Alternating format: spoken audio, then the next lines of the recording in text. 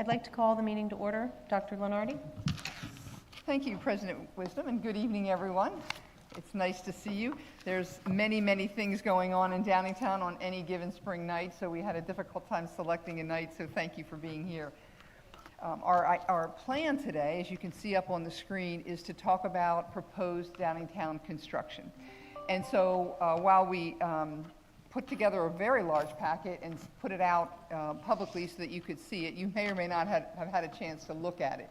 So we thought what we would do, since this is in fact the town hall, is we thought we'd go over just a summary of some of these. We'd like to show you a construction video that you may have viewed or you may not have, but it gives a little bit of a history. It doesn't give everything that we've done. For instance, we've added on to this very school recently, and that's not in the video, but it does kind of give you an idea that we've been talking about and thinking about full-day kindergarten and expansion for quite a few years. So it gives you that summary.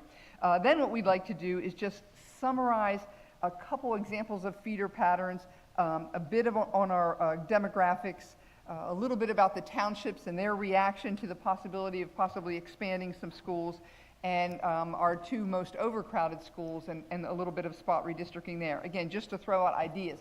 But we really want to do a summary. There's many more things that we could explain.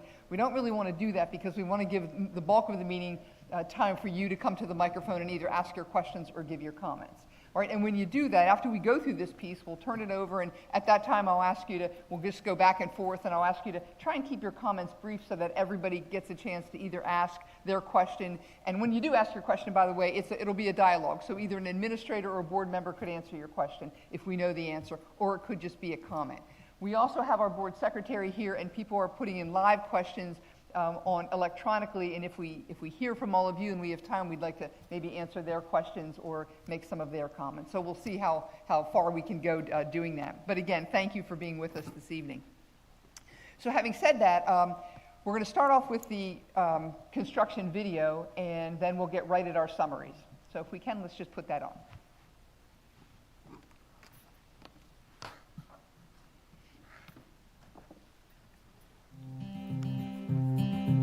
Hi Downingtown, my name is Jen, and I'm here to tell you a little bit about our district, where we came from, where we are now, and where we hope to see ourselves in the next 5 years or so. Set in the heart of Chester County, Downingtown Area School District is a premier school district with the idealistic warmth and charm of a small town. As a close-knit yet diverse community of over 13,000 students, and as the 7th largest in PA, DASD students are challenged, engaged, and inspired through rigorous academic opportunities, passionate educators, and innovative teaching methods.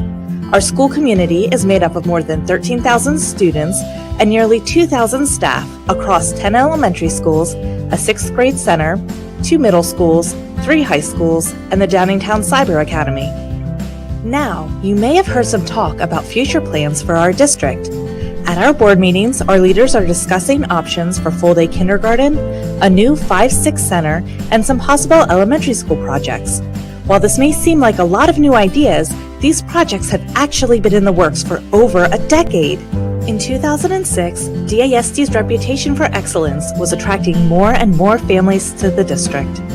Also that year, DASD hired an architectural firm to do a comprehensive feasibility study.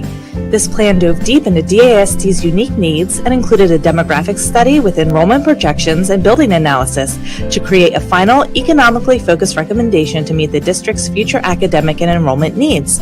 That recommendation included options for a 3rd middle school and full-day kindergarten. Next, a study was completed by Central Administration focusing on the integration of essential learning skills such as critical thinking, problem-solving, technology utilization, and collaboration. More than 100 community members, teachers, students, and business professionals formed a committee to address the district's changing needs, which eventually led to the recommendation of the Downingtown STEM Academy. In 2009, an addendum was added to that feasibility study, which recognized significant capacity shortages at both the middle and high school levels. Additionally, that year, DASD began offering full-day kindergarten at 3 of its elementary schools. In 2011, the STEM Academy opened with space for 800 students, helping to take some of the capacity pressure off at the high school level. Also that year, a full-scale enrollment and capacity analysis was completed by an architectural firm. The goal of this study was to respond to the lack of capacity at the middle school level and to create space in the elementary level to respond to the growing public demand and academic need for district-wide full-day kindergarten. The firm's final recommendation to build 2 5-6 centers addressed elementary and middle school capacity concerns, growing transportation issues and feeder pattern challenges, saved money on potential athletic needs, and allowed for the addition of an equitable full-day kindergarten program at all 10 elementary schools. In order to respond to immediate capacity needs in a fiscally responsible way, the administration initially recommended building a 5-6 center on the east side of the district and then creating a plan for a second 5-6 center on the west side in the near future. However, in order to equitably serve the entire district, the board and administration reached a consensus on a 6th grade center to serve all DASD students. While the opening of the 6th grade center helped with some enrollment challenges, it still left the district without full-day K and with some buildings still feeling the pressures of increased enrollment. Throughout this process and in the coming years, DASD investigated a variety of solutions, including separating the buildings into K-3 and 4 to 6th grade programs across 11 buildings, creating a kindergarten center using existing or new buildings with grades 1 through 9 in the other elementary buildings, converting STEM to a 6th grade center, moving STEM to the Marsh Creek 6th grade center and making it a 6, 7, 8 school, expanding at West Bradford and Bradford Heights to make Marsh Creek a 6, 7, 8 center, creating a magnet 6, 7, 8 STEM school at Marsh Creek, putting additions onto existing elementary schools and having Euclid Hills converted into a 5-6 center, or moving STEM to a new community location. After significant time invested into researching each of these options, none checked all of the boxes for both academics and fiscal responsibility. In 2019, DASD administration and board resumed the mission to bring full-day kindergarten to Downingtown. They hired a national planning firm that specializes in educational demographic analysis to complete an enrollment projection and redistricting study. This report was presented in July 2020 and projected an increase of 770 students in the next 10 years. Further, it showed 5 elementary schools exceeding functional capacity and 1 more just under the 100% capacity limit, and that's before trying to add in full-day kindergarten. Next, the district embarked on a comprehensive land search to find the perfect location for a new 5-6 center. Nearly a dozen sites were carefully considered. The investigation honed in on the River Station property located at 322 and Boot Road as the most desirable site for the new building. However, after due diligence analysis, the site turned out to not be the best choice for the district.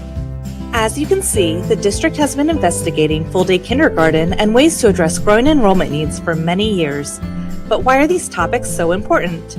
Well, enrollment is easy. Maintaining proper class sizes allows teachers to better diagnose and track student learning and differentiate instruction in response to their needs. Making sure we have enough space for all classes and for all students to thrive is imperative to student success. Next, let's talk about full-day kindergarten. Time and time again, studies have shown the value of early childhood education and its ability to bolster future student success. Providing a full-day program to all students allows time to not only introduce important concepts, but also time to learn and practice crucial social and emotional skills. Our full-day kindergarten program will be robust, engaging, and allow time for play. As a comparison, in Pennsylvania, 86.8% of school districts currently offer full-day kindergarten to all students. Adding full-day kindergarten and DASD will not only help our students to succeed, but will further strengthen our entire community. Well, how do we propose to do that? The first option, and the option currently recommended by DASD administration, is to move forward with converting Marsh Creek 6th grade center into a 5-6 building and constructing a second 5-6 center on the Bradford Heights Elementary campus. This option would allow for full-day K at all 10 elementary schools, be educationally sound with no single grade buildings, improve bus ride times, minimize elementary redistricting needs, provide capacity for future enrollment, and is the least expensive construction option. The other option under board consideration would be to focus solely on elementary expansion. In this plan, we may have to close Brandywine Wallace Elementary School, but with township approval, we could keep it open and possibly build an addition. This plan also includes construction of a new elementary building on land currently owned by the district in East Brandywine Township. Additionally, Beaver Creek, West Bradford, and Bradford Heights elementary schools would each receive additions. This plan would also get us full-day kindergarten at all elementary schools and would address current enrollment needs. Now, let's take a look at both options side by side. In option 1, we convert Marsh Creek 6th grade center to a 5-6 center and build a new 5-6 center on the Bradford Heights campus. This option increases space for 1,200 new students, minimizes the need for elementary redistricting, addresses transportation issues, and will be academically sound by bringing 6th grade back down to the elementary level. It has an overall projected construction cost of $64 million. Further, it still leaves us with an empty plot of land in East Brandywine Township that can be used as needed down the road. With current plans, we could see potential occupancy in all buildings by August of 2026. In the second option, we focus on adding to our existing elementary schools and constructing a new elementary building. With the closure of Brandywine Wallace Elementary School, this would add a net gain of space for 550 students. If the township allows us to keep it open, that gives us 1,150 seats. It will require elementary redistricting, meaning we would need to change some students' elementary schools to better align student enrollment with current building capacities. This option has a projected construction cost of $71.5 million. We would anticipate building occupancy by August of 2029, unless we phase in full day K as each elementary project is completed. It's important to remember that none of these options mean that our other buildings would be ignored. Concurrently to these plans, or in the future, the district could, with board approval, address space and facility equity needs across its current elementary programs while still continuing to move forward with either of these options. One of these additional opportunities could include building the new 5-6 building while also addressing upgrades and expansions at some of our existing facilities, with a focus on Beaver Creek and West Bradford elementary schools. Additionally, to address equity across all schools, we could add gymnasiums to both Lionville Elementary and Bradford Heights Elementary schools. The current estimate for these additional changes would be approximately $35 million. Selecting one or more of these options does not limit our ability to address other facility needs.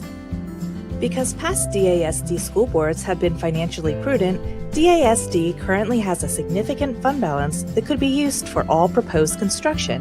That means no tax increases related to these construction projects. However, the annual cost to staff and operate the new and/or expanded facilities will have some tax implications in the future. Due to the past 8 years without a tax increase, DASD has saved the typical taxpayer an average of $4,000, providing the lowest tax increase over a 10-year period when compared to all other Chester County districts. Additionally, DASD is careful with its taxpayers' funds, providing one of the top-level educations while spending the third lowest per pupil as compared to all other Chester County school districts. If we fail to move forward with a decision, DASD will face a variety of challenges, including significant redistricting, increased traffic and congestion, overcrowded classrooms, and no space for electives and encores, all of which will negatively impact our students, our staff, and may subsequently impact home value. The time has come to invest in our students. So what's next? After more than a decade of research, analysis, and deliberation, we want to hear from you. The district will be holding a series of opportunities to gather community feedback and answer questions prior to the board's decision later this school year. We invite you to participate and tune into our monthly committee of the whole and board meetings that will include regular updates about the process. You can also visit our website at www.dasd.org/construction to read more detail and to get the latest information about our building projects. Thank you for helping to make DASD one of the greatest districts in the state. We are all excited to see what the future has in store for our district and can't wait to see you at our next meeting. See you there!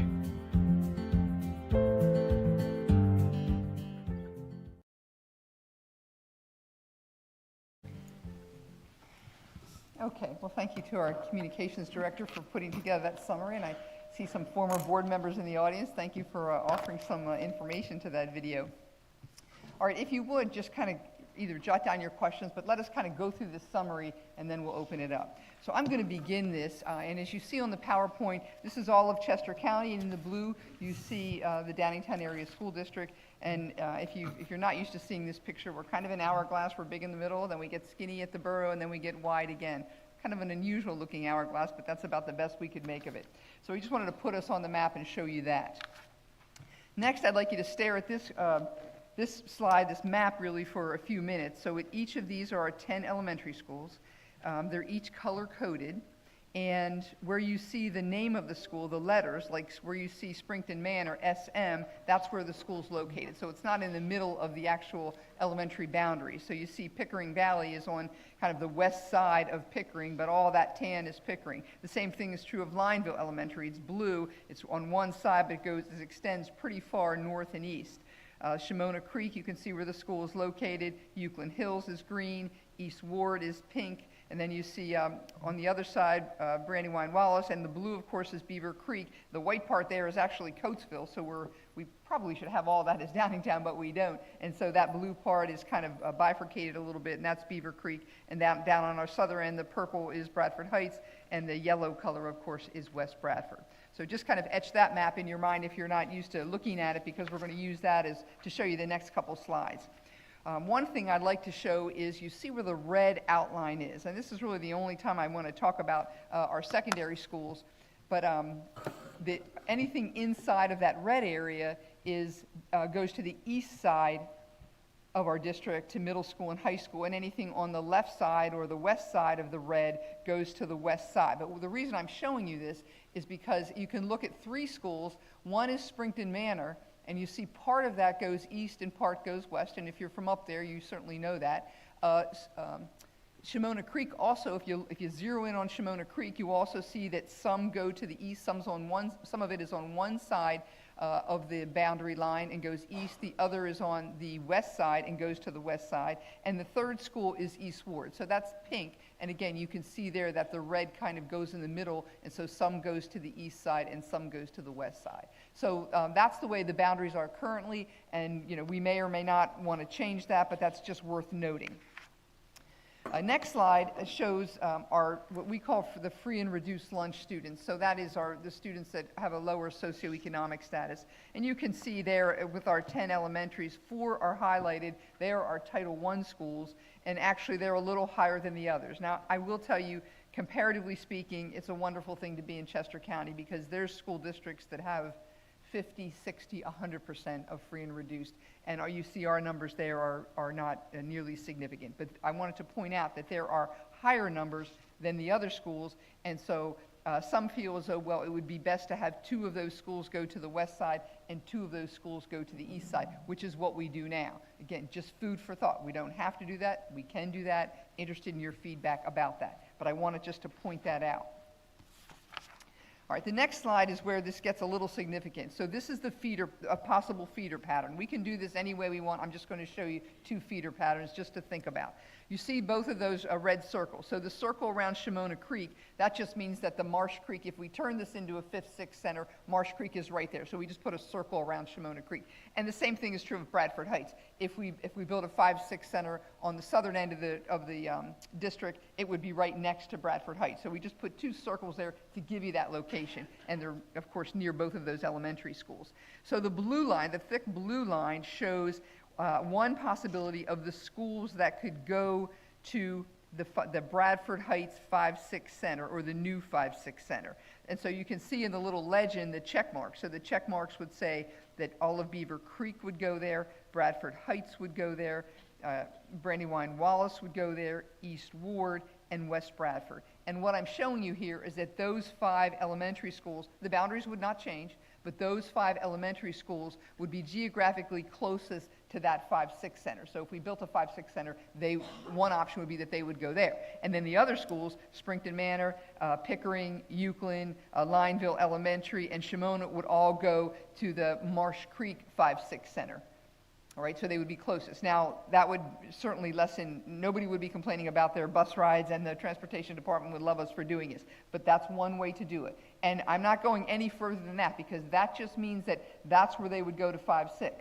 So it doesn't mean anything beyond that. If we said, you know what, we want that same students to go to LMS and East and DMS and West, we could certainly do that. So I don't want you to extrapolate up and think, well, if my student goes to the Marsh Creek 5-6 center, they would have to go to LMS and East. That's not the case. We may want to do that, but we don't have to do that. So all this shows is that one option is that all the elementary schools could keep their same boundaries. Half of them would go to the geographically close school, Marsh Creek, and half of them would go to the geographically closest school of Bradford Heights for 5-6 only. Okay? So I showed one other feeder pattern, and this isn't necessarily one that we would use. I just want to show that anywhere where there is red lines, they could all go to the Marsh Creek Center, and we could disregard our current boundaries, and we could make it different if we wanted to, and we could say all the red goes one way, all the black goes another way. I don't really think this particular option is best, but I wanted to show you that we don't have to keep it the way it is. We could, but we don't have to. So in this particular case, if you look at the legend, Beaver Creek, the red, means part of the Beaver Creek would go to the Marsh Creek 5-6, and the black is part of the Beaver Creek would go to the Bradford Heights 5-6. Bradford Heights would all go one way, Brandywine Wallace all one way. You see East Ward would be split under this scenario. Lineville, Pickering, and Shimona would all go one way. Springton Manor would be split under this scenario, and Euclid Hills would be split under this scenario. West Bradford would go one way. Again, may not want to do it. Just want to show you that we could either keep the boundaries the same or we could alter them. And doing that would need to have a lot of public input, probably a committee, to really figure out what would be best. One of the things I want to show you at the very bottom of this screen, however, is that if people care about going one way or the other as far as the 2 Title I schools going one way and 2 Title I schools going to the other 5-6, it's slightly off here. You see, in this particular scenario, 89 students out of the 1,100 would be free and reduced lunch going to the Marsh Creek 5-6, and the new 5-6, the Bradford Heights 5-6, it would be 160. So it wouldn't actually be exactly even, but in both scenarios, the numbers are relatively low. So 2 feeder patterns. We're going to stop there, probably instigating some questions, and that's okay, so hang on to them. Let's do a brief summary of our demographic report. Okay. I'll talk about our demographic study that we completed in May of 2020. Just as COVID was hitting, we were finishing up this study. Our demographer, FutureThink, had 2 goals: keep our elementary attendance areas the same as they are now, and balance the enrollment between 2 proposed 5-6 centers, Marsh Creek and maybe one at Bradford Heights.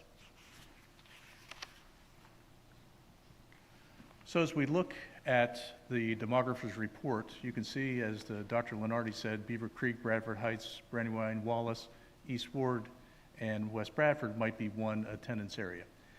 And then Lineville, Pickering, Shimona, Springton, Euclid Hills would go to Marsh Creek. And as we look down to the bottom of the screen, we can see that the demographer for 2019-20, using those attendance areas, came up with a pretty good split, pretty much a 50-50 split between Marsh Creek at 1,049 students for 2019-20 enrollment, and the new 5-6 center would be at 1,046. So almost 50-50 balance. And even looking out, projected out into 29-30 school year, still a pretty good 50-50 balance. And the other thing to notice too is that the building capacity is about at 87%. So the buildings would be about 87% utilized. So that's good, because that allows for a little bit of future growth at both of the proposed 5-6 centers. And I think our enrollment that we were talking about is about 1,200 students at each building, maybe 1,250. This slide shows what our enrollment projections look like out through 2029-30. So, and this is by grade configuration. So we're going to start with looking at K-5, and our projections are for the next 10 years that K-5 will grow by about 184 students. It doesn't include space for full-day kindergarten. We would need about 500 additional desks around our 10 elementary schools, about 2 classrooms per school to accommodate full-day kindergarten. The other thing I want to mention too, as we're talking about classroom space, if we have to add 2 classrooms for full-day kindergarten at each of our elementary schools, we'd probably have to add a 3rd classroom as well, because one of the things that we found is that when you add full-day kindergarten back into your curriculum, students come back from the brick and mortar charter schools. That happened to Westchester. When they implemented full-day K, within 3 years, 40% of their brick and mortar charter schools students came back to the district. So we have to plan for that as well. So in our 6th grade, we would be up 69 students over the next 10 years. Interestingly, 7th and 8th grade for our middle schools would be down 37 students. And at our high school level, 9 through 12 was up 554 students. As Dr. Lenardi said, we've addressed some of that growth at the high school level by adding on to the STEM Academy here. We're also in the process right now of working with our architect and our faculty and principals to expand east and west. It's hard to expand the footprint of east and west because of zoning issues, but we can do some courtyard infills to give some flexible instructional space for our students. So that's one of the things we're looking at now. And I just wanted to draw your attention to the 21-22 column. We have 13,351 students projected by FutureThink for the current school year. You can see that in the red box we currently have 13,183 students. So the projection's off about 165 students, and that number is about how many students we lost because of COVID. We lost some students that went to private schools, parochial schools, homeschooling, but that's, so our projections are still pretty much in line. And then finally, we wanted to talk about how much housing growth potential is left in our school district. We talked to each of the township managers, the borough manager, and asked them for what their projected housing growth is within their areas, within their townships and boroughs. And this is what we have, about 3,400 units. And a unit is an apartment, it's a townhouse, it's a single-family home. So that's what's on the books to be built within our school district over the next several years. Now we're going to talk about construction alternatives. All right. The board had asked me to contact the municipalities where Beaver Creek, West Bradford, Bradford Heights, Brandywine Wallace, and Lionville Elementary are located and see what the thoughts of the officials in these municipalities would be if we were to expand or to modernize any of these school buildings. The comments in general from all of them were all very positive. These municipalities like the schools they have and value them in their communities. They also realize that all school buildings eventually need work. They need to be expanded and they need to be modernized. So some things to think about with any school construction project are that, first of all school construction projects are required to have individual zoning hearings and a full land development process, and this process usually takes about 9 to 12 months. Secondly, zoning variances will probably be necessary for any school construction project, particularly in these schools. All projects also will have to address stormwater management issues to today's standards. Some of the schools have no stormwater management issues because they were built prior to stormwater rules, and so that'll have to be addressed when the construction occurs. All projects will also be required to perform a traffic impact study. That's a study that you anticipate what the load, what the traffic impact is going to be with the school expanding based on the difference between what the traffic flow is today and what it is anticipated to be if you increase the enrollment of that building. And all projects will require some existing building system to expand and replace or be upgraded. We're running in that right now with our projects at East and West High School. They were built prior to some of the codes of today with fire systems, fire detection systems, evacuation systems. So we have to change some things back in the building where we were not intending to really do construction because firewalls and things like that need to be done. The same thing would happen with any of these projects. And also, all will involve site improvements to improve the parking, the internal traffic flow, and as much as possible, we always like to separate automobile traffic from bus traffic because the site works a lot better and it's much more efficient for getting both parents and buses on and off the site. So after all municipal approvals are obtained, we can anticipate any school construction project timeline will take 15 to 18 months with a very judicious and phased project schedule. We have to do that because we're talking about if we were to do these projects, they're occupied buildings with students in them. So some of the work can occur while school is going on. It would be outside of the exterior walls of the building, but there will be times when we have to break through into the existing building. And therefore, those times would probably be done on a premium or a second shift schedule. That work will occur at night after school is over, or we'll try to schedule as much of it as we can through the phasing process through summers. Some won't all be able to be done then, but as much as possible would be done then.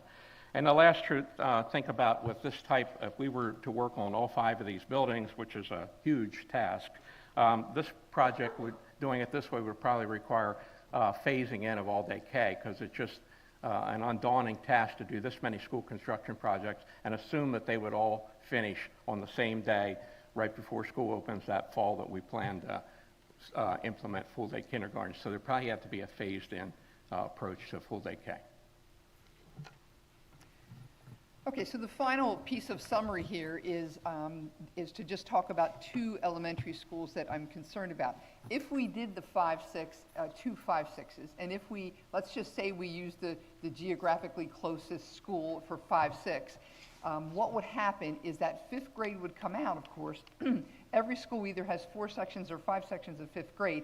Then we usually have a class for ACP.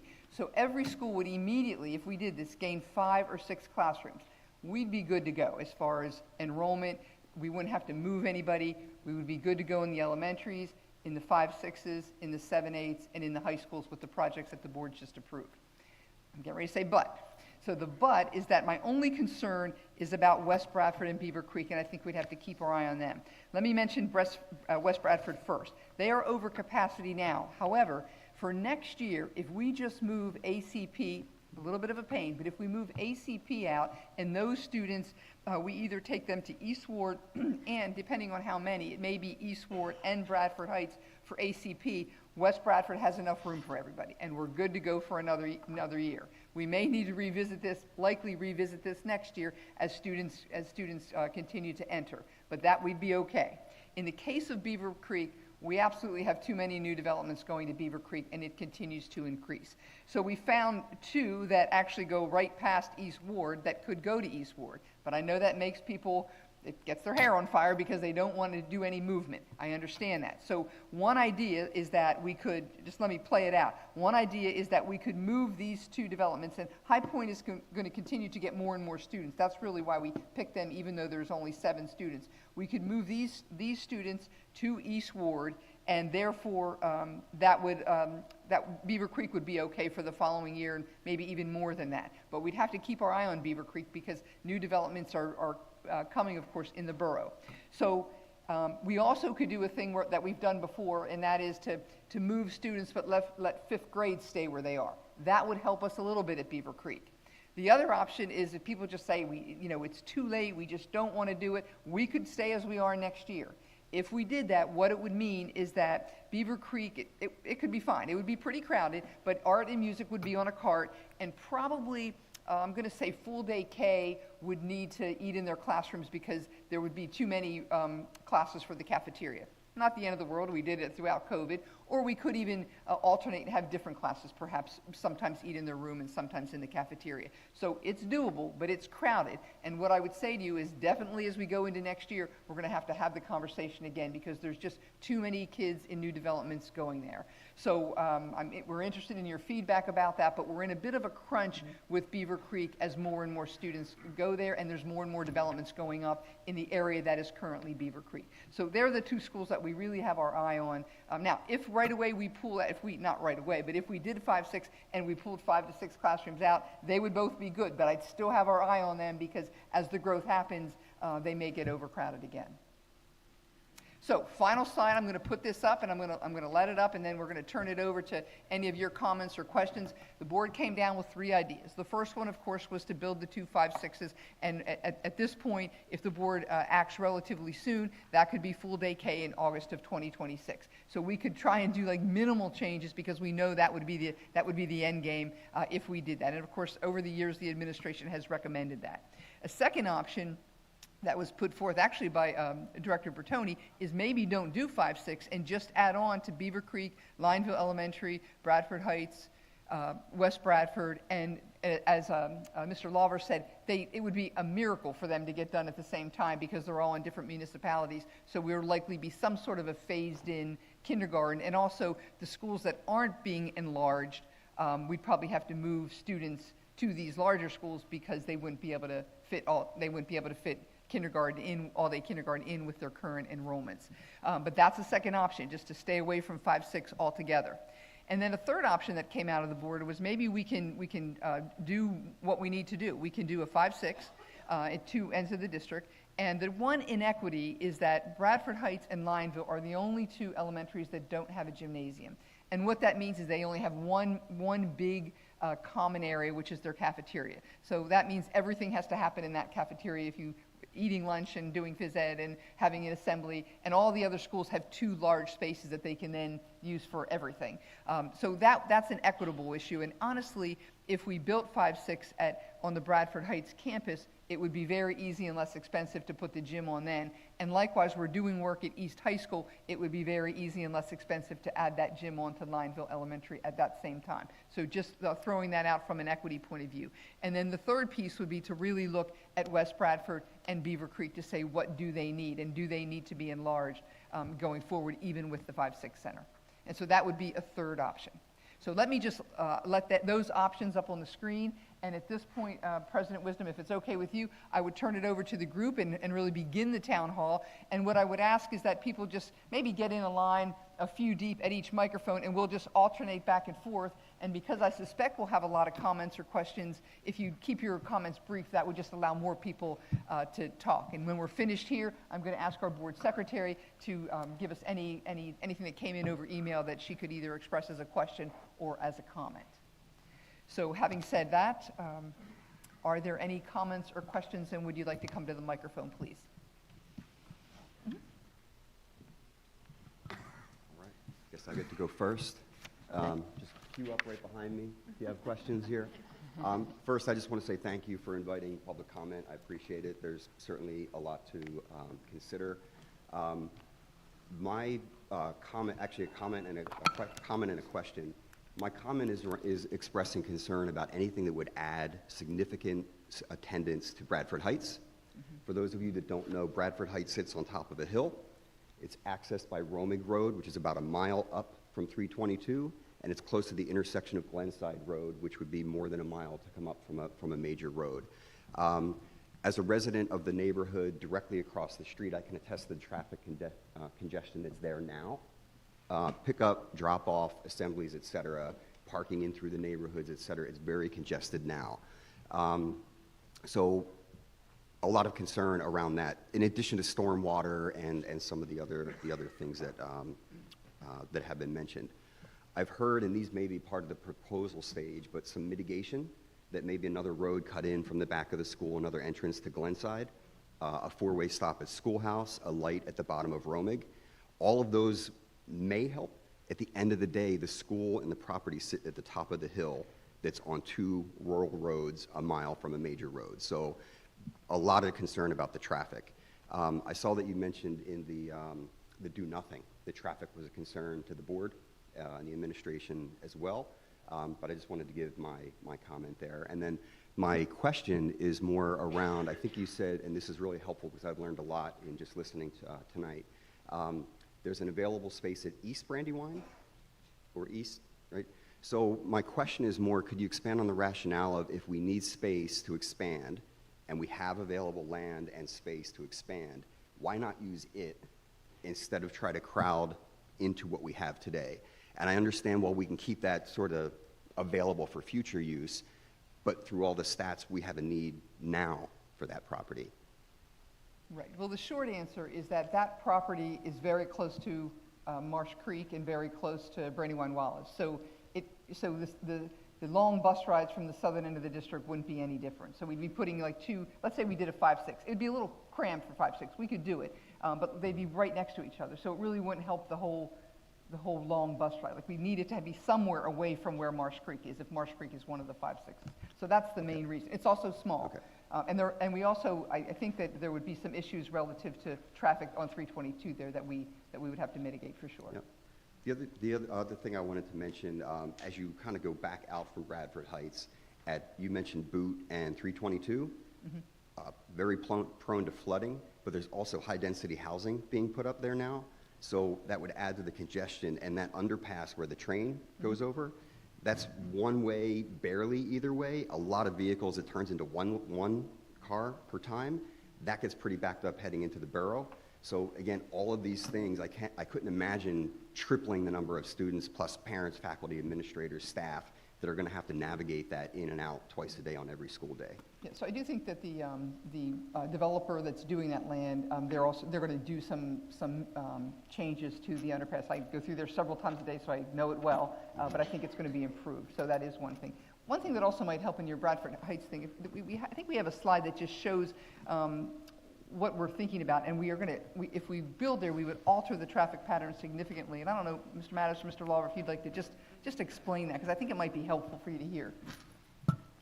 When we looked at the site for up at Bradford Heights Elementary School, today one of the reasons it does not function so well at all is because of the buses and the autos sharing one driveway. And immediately, as soon as they come onto the site, there's a very short driveway till they hit a loop. And the loop just snags everything. Nobody moves, a bus stops to unload. People are still trying to get in, and they can't, and they're intermingling.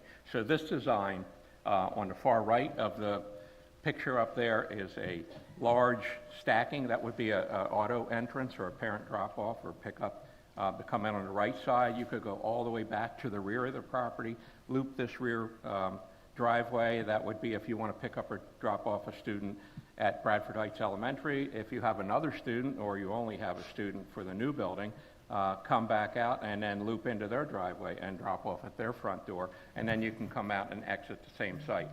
The parking lot on the left is similar to what we do at Pickering, Springton, and now the new Euclid Hills. We have a gated driveway for buses. The buses would come in. They have the very long linear parking lot with a lot of curb to unload students on both sides of the central that will become a central play area when buses aren't there. All the soft surface play and hard surface play can be out there for recess or for PE classes. They can completely loop the building and exit again at their own driveway and depart the site, not ever mingling with cars. So it makes it work much, much more efficiently, and we have huge stacking lanes to get the traffic that comes up Roming Road or comes from Glenside, get on our site, drop their students off or pick their students up or park and come in if you have to meet with a principal or a teacher or so on, and then to leave. So it should not back up onto Roming Road, nothing like it does today. It's really increased since COVID also, but I don't know if that's going to diminish any, but this will handle that. There's room for hundreds of cars to stack On up campus is one thing. You still got to get a mile up the hill from either Romig or Glenside, no matter what mitigation happens. And the other thing I'd mention, I'm happy to give input. My house is actually on one of the few that's depicted on there. So I'm really close. I have a first-hand view of this. Thank you for the time. Sure.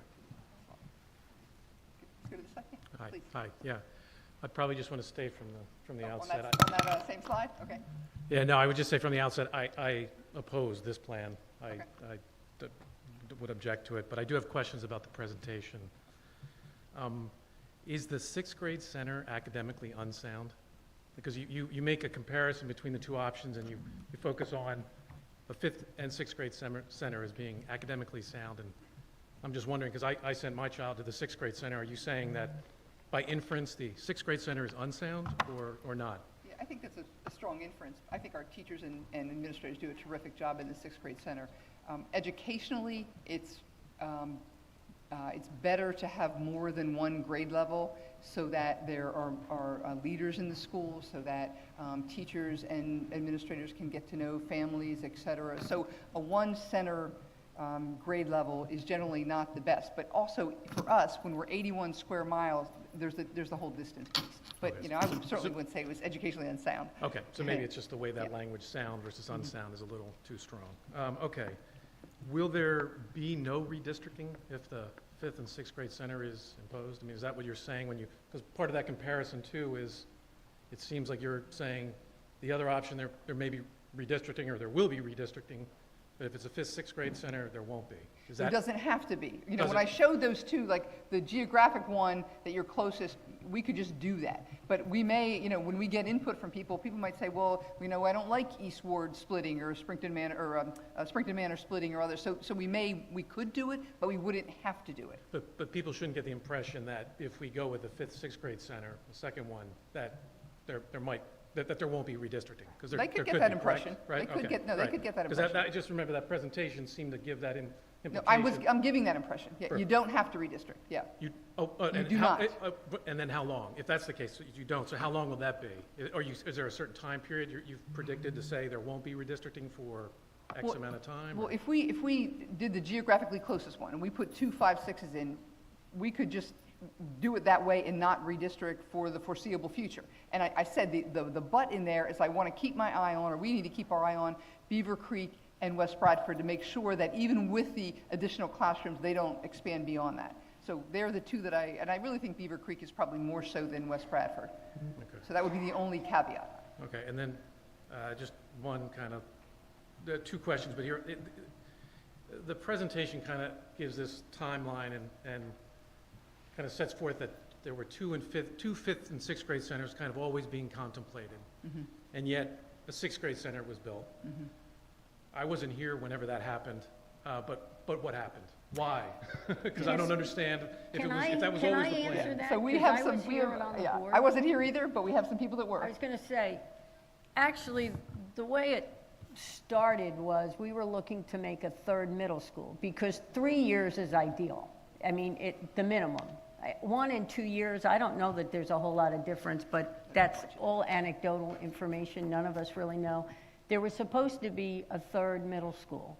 What happened was we weren't able to build it where we wanted to build it. And the overcrowding at Lionville and Downingtown were at a point where we had to do something. The superintendent at the time suggested we do and I have former board members here who could certainly correct me if I'm wrong, please, who recommended we put we make Marsh Creek a 5-6 center on the east side of town, and we leave west side of town exactly the way it was.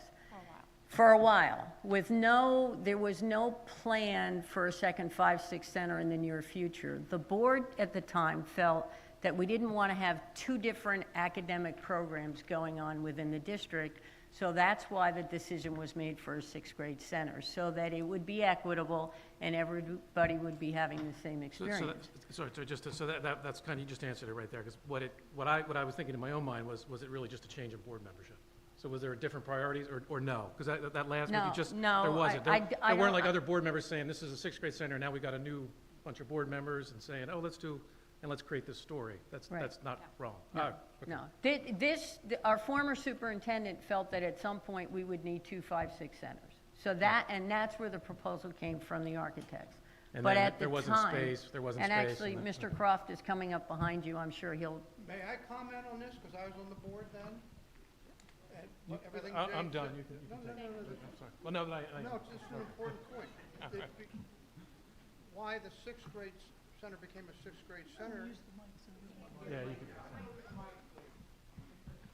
is that we currently in the 2 middle schools had 6th, 7th, and 8th, and the 6th graders weren't allowed to participate in extracurricular activities, and therefore, it made a lot of sense to give them their own program, since we've rejected the 2 5th, 6th grade centers, and that's how it became a 6th grade center. And I'll never forget the night of the vote, because Larry said, well, that's what you want, you're going to get the best 6th grade center in the country. So, Okay, so let me go back over here, since you Right. and then you go next. Fine. Okay, please. Hi, my name's Rebecca Ward. I've lived in West Bradford Township for 24 years, and I strongly oppose this construction. I am at this school every evening, but it's not lightning or torrentially raining, and I am not alone. This is a sanctuary. There are young families, there are children for whom this is the only walkable communal meeting site. There's no place else where they can go and in an unstructured fashion be kids. It's why we moved here. This diagram is grossly misleading. The fields behind the school are not possible. And if you walked around the school with me on any evening, you would know that. It is a funnel. You have maybe enough field for bocce ball, maybe, before you have a significant drop-off. And where does it go? It goes to Glenside, and then it goes to Johnsontown, and it floods. And if you add that amount of impervious surface to this location, we're going to flood Johnsontown routinely. So please, please just think about this and come on out to the school any evening. I'm all for full-day kindergarten. I think that there are better ways to do it where we can hold on to why we moved here. Thank you.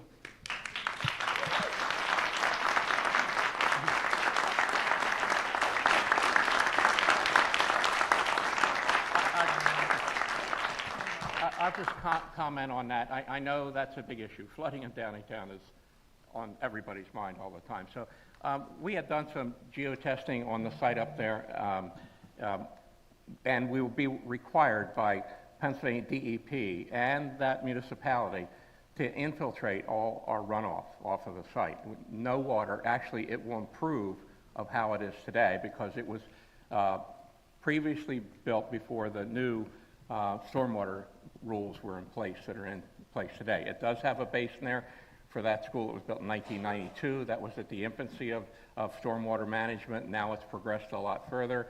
The soils test came in very positive that we would infiltrate. We'll trap all the water that's on the site. We would infiltrate it probably underneath the parking areas, similar to what we are doing at what the plan came out to be at Euclid Hills, but Euclid Hills does have a discharge off of it. This would be that we would actually infiltrate all of it. It contains it, holds it, waits till it settles in, it seeps into the ground. And actually, it's good for the environment because it causes what's called groundwater recharge.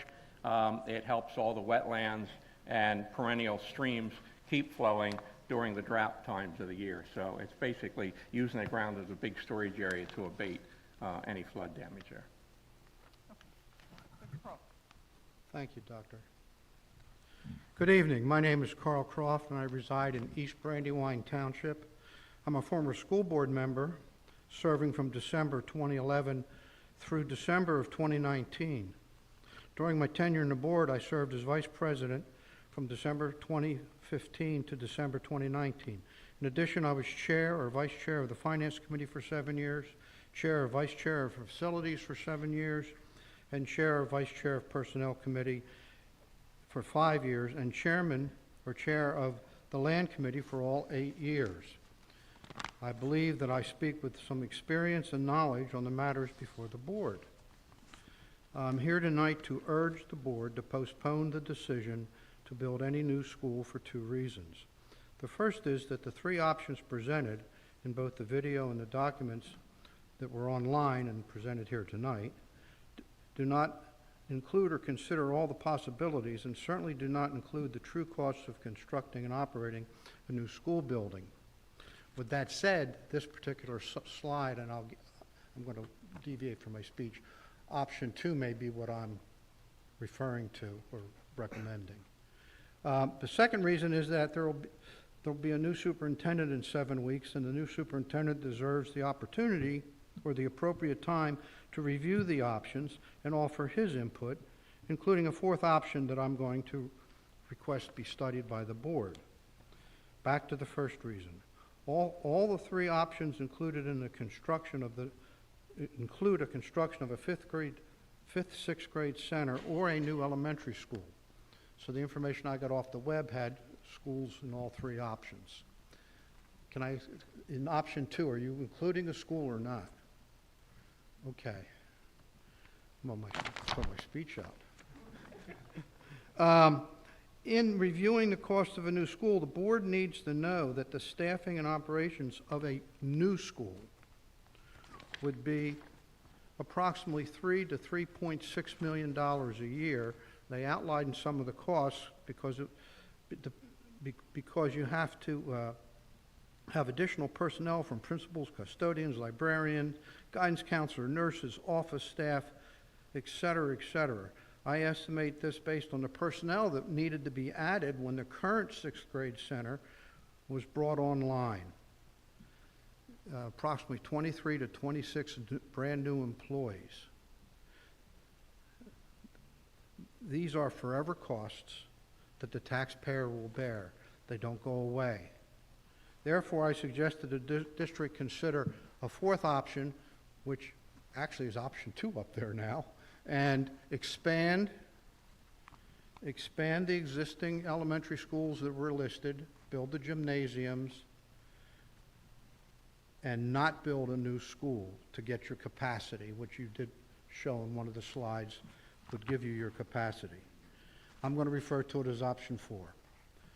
Because option 4 does not require a new school building, the annual forever costs of staffing and operating a new school needs to actually be considered in the other 2 options, because they are now become costs that you wouldn't have under option 2, not building a new school.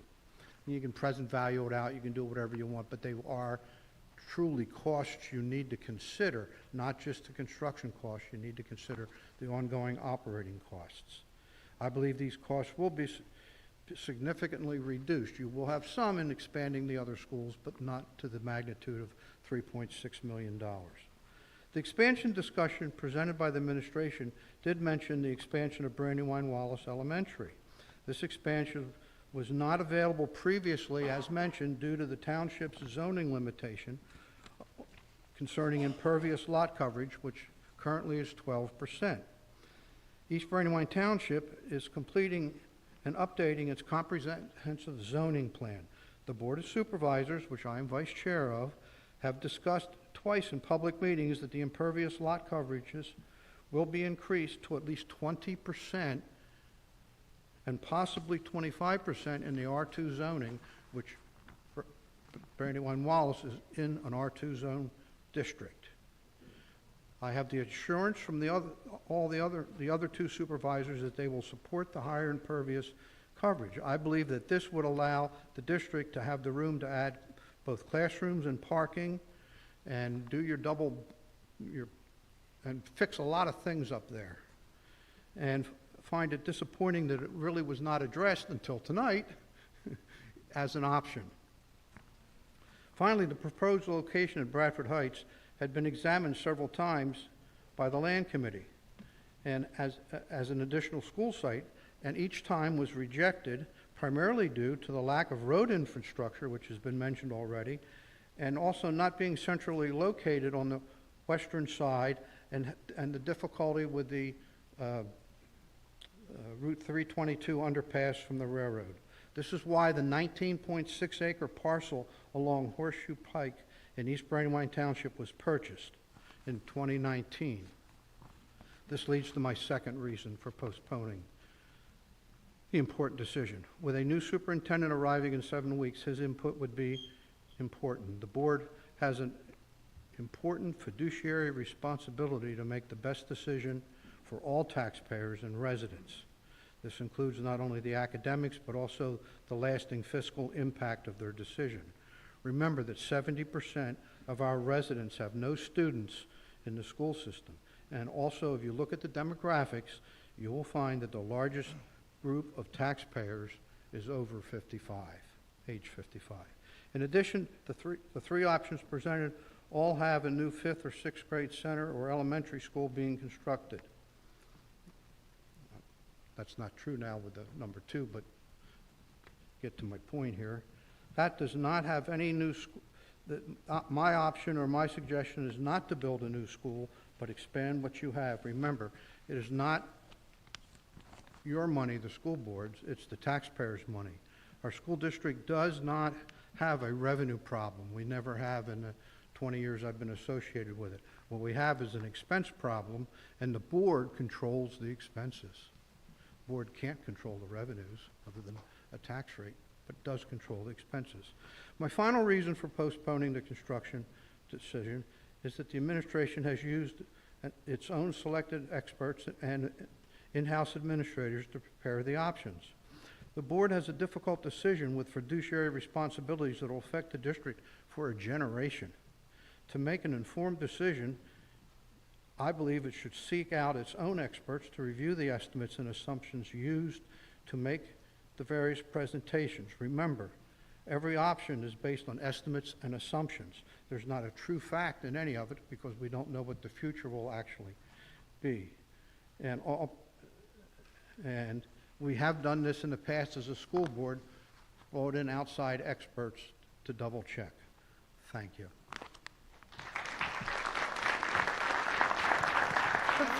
Before we move on, I'm wondering if we could hold our applause till the end. Your enthusiasm is appreciated, but I think we could get more people speaking and save everybody's time if we hold our applause till the end. I would really appreciate that. Thank you. Good evening. My name is Joe DeRocco. I live in Euclid. My concerns are more on the operating side of things. So just a couple of questions, really. I think Dr. Lenardi mentioned the video was from a couple of years ago. So are those construction costs updated from when? They were really last year, I guess. Okay, so theoretically, they take into account the environment we're operating in with. Right. I mean, the longer we wait, they'll go up. Yeah, I sure, but completely understand that. My next question is, have we pulled together the estimates for the increase in operating costs across the district buildings that, with adding full day K, with everything with the new building? That's more or less my concern. Somebody who's going to live here for the next 30 years, I'm going to be footing the bill, and that's fine. But I think seeing that we have $115 million in cash in the capital fund is great. We have the money to pay for the buildings, but the operating side is more or less what I'm more concerned about, and so I'm just curious if we have those. The short answer is yes. Okay. If you have more to say, I don't want to cut you. No, and then, again, tying in with that, we have a pension liability of $350 million. This is obviously going to add to that. Is the board concerned with those increasing costs? And again, what that's going to mean long-term for the residents? Talking about your operating costs, you are correct. As time goes on and our enrollment increases, we're projecting the additional expense through enrollment growth somewhere between $7 to $8 million over the next 10 years. So that would be the operating costs. In addition, if we build a new school, we're projecting that an operating cost for a new 5th, 6th center would be about $180,000 per year. Okay. So then my next question is, with the two kind of things that we're looking at, the 64 million plus 35, so 100 million for all these projects. Where does this leave it? What is the board's plan for future capital projects? We talked about the high schools and everything like that. How do you plan on raising the cash going forward? And would the board consider maybe even just issuing bonds for part of the projects and then using some of that cash to just pay the debt service on that? Exactly. That's yet to be determined. In fact, we did that with Euclid Hills. We could have paid the whole thing with Right. cash, but interest rates were good at the time, so we had used a bond issuance. So that's yet to be determined, but you make a great point. Great, thank you. Okay, thank you. Please. Hi, my name's Lisa Sayer. Can you put up the picture of Bradford Heights, please? I also live next to the school. My house is on that diagram. And I'd like to just briefly, I have a couple questions, but I'd also like to briefly discuss, a few months ago, I ventured over to Bradford Heights during the school day, cut back through my backyard and went over there and spoke to some teachers about the proposal of the building of the 5th, 6th grade center. And I can tell you that all of the teachers I spoke to were opposed to the building of the 5th, 6th grade center. Their primary concerns were the impact to the elementary students at Bradford Heights. The school, the building of the 2-story 5th, 6th grade center, that structure, how that imposes upon the students, the fact that the playground equipment will be removed and moved into an inner loop area potentially. The walking path that is integral to the Halloween parade and many other functions that happen there. They're concerned about that. One of the teachers has a garden and green space. She actually has exploration days where they go around the property and explore the various green spaces. And her students love that, and that would be gone. The phys ed teacher spoke to the desperate need for a gymnasium, a separate gym, and didn't feel that the building of the 5th, 6th grade center was going to get him any closer to having a gym for his students. Spoke to many other teachers, and none of them were agreeable to it. I just wanted to pass that along. Being a resident close to the school also allows me to observe extracurricular activities at the school. Let me put it that way. There are cars that come into the parking lot and speed around and do circles. There are, back in 2016, I believe, there was an actual bomb that went off in the school parking lot that rattled many homeowners on Carolina Place, our homes and our windows. Lots of nefarious stuff that goes on at that school. My concern is that if you put more structures there, more parking lot, expand the parking lot, make it bigger, that's only going to invite some more nefarious activities over there. Also, the parking lot parent loop is the first one that's closest to Romig Road in this diagram. That is a massive hill. To put a parking lot there, I'm assuming would require a massive retention wall. Is that part of the plan? At the north end? Yes. Yeah, it does fall off some there, but I'm not talking down into the basement. There's a soccer field down there and a baseball field. Yeah, but it would either be She's talking about the parking lot. oh, here. The parking lot in the front. I apologize. The parking Yeah. lot in the front. Closest Here. to Romig Road. Yeah, at the edge of the parking. Would that require a retention wall to be built Oh, there? down here. Yeah, that would all, there wouldn't be a retaining wall. That would all just be leveled. The grade changes there. The grade would change some. We'd bring it down a little bit. And through the balance of the site, it would come out. And there would be, when you come in the driveway, you're going to be going up a slope, but no worse than the one that's there now. A little bit longer, but no worse than the one that's there now. Interesting. Okay. Because, I mean, I kind of envision cars needing to park like this. And I know in Europe they park like that. But We're in the preliminary parts right now. If there was a retaining wall, we would use those stack block retaining walls. We did one at Euclid Hills. It's the whole length of the left side or right side of the property. Yeah. With that. But keep in mind that the homeowners on the other side Yeah, yeah. are going to be looking at that. Yeah, I included, we would follow all the township ordinances. They have buffer plannings, all that, the light ordinances, all those things to go with it. One thing everybody should realize here with this site is if we built the school, the 5-6 building there by itself, if there wasn't a Bradford Heights there, the parking would still be as big. One of the advantages to this is for the stormwater and for the amount of asphalt the district will have to maintain forever is it's a shared parking facility. Because their ordinances, everybody's ordinances do, and almost all where we have schools, require large parking because you have event spaces. You have either a large gathering area, which is the cafeterias, which become assembly or auditorium rooms, or the gymnasiums, which can house a lot of people. So you have to have so many parking spots for every body that can hold, plus the school event. So the parking actually that is required for the 5-6 is the dark area you're seeing there. But what we get to do then is share the parking. So we would, by scheduling, the events alternate. Once, never would there be an event at both schools at the same night. So they can share the others' parking. It saves the district a lot in impervious cover, and it saves them a lot in pavement that they would have to maintain forever. It's still a lot of parking, I'll agree to that, and it's a lot of stormwater. It's the way the ordinances work today, and it's through DEP, and they want to make sure we're not parking out on Romig Road for an event. That would be horrible if there were cars parked along there. And as far as stormwater, I can attest that during Hurricane Ida, my backyard was a river. Yeah. Was a river. And so, you know, soil studies, being able to retain the water, absorb the water, maybe on a light rain event. But I would really question any of the serious rain events that we now have, which we're talking 2, 3, 4 inches of rain that happen frequently now. I would really question whether or not the soil can absorb that water.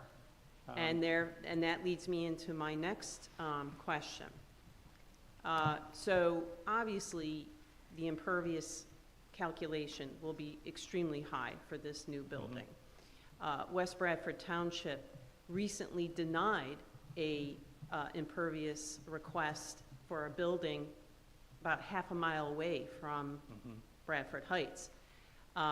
If the board approves the building of the 5th, 6th grade center and then moves forward to propose this to the West Bradford Township, and if they do not grant the impervious exception and they vote no to build the school, what is the school board's plans then after that? Would they build the 5th, 6th grade center somewhere else? Would they then go to Plan 2 with expanding the elementary schools? I'm basically asking what is Plan B if Plan A with the 5th, 6th grade center goes bust? You're correct.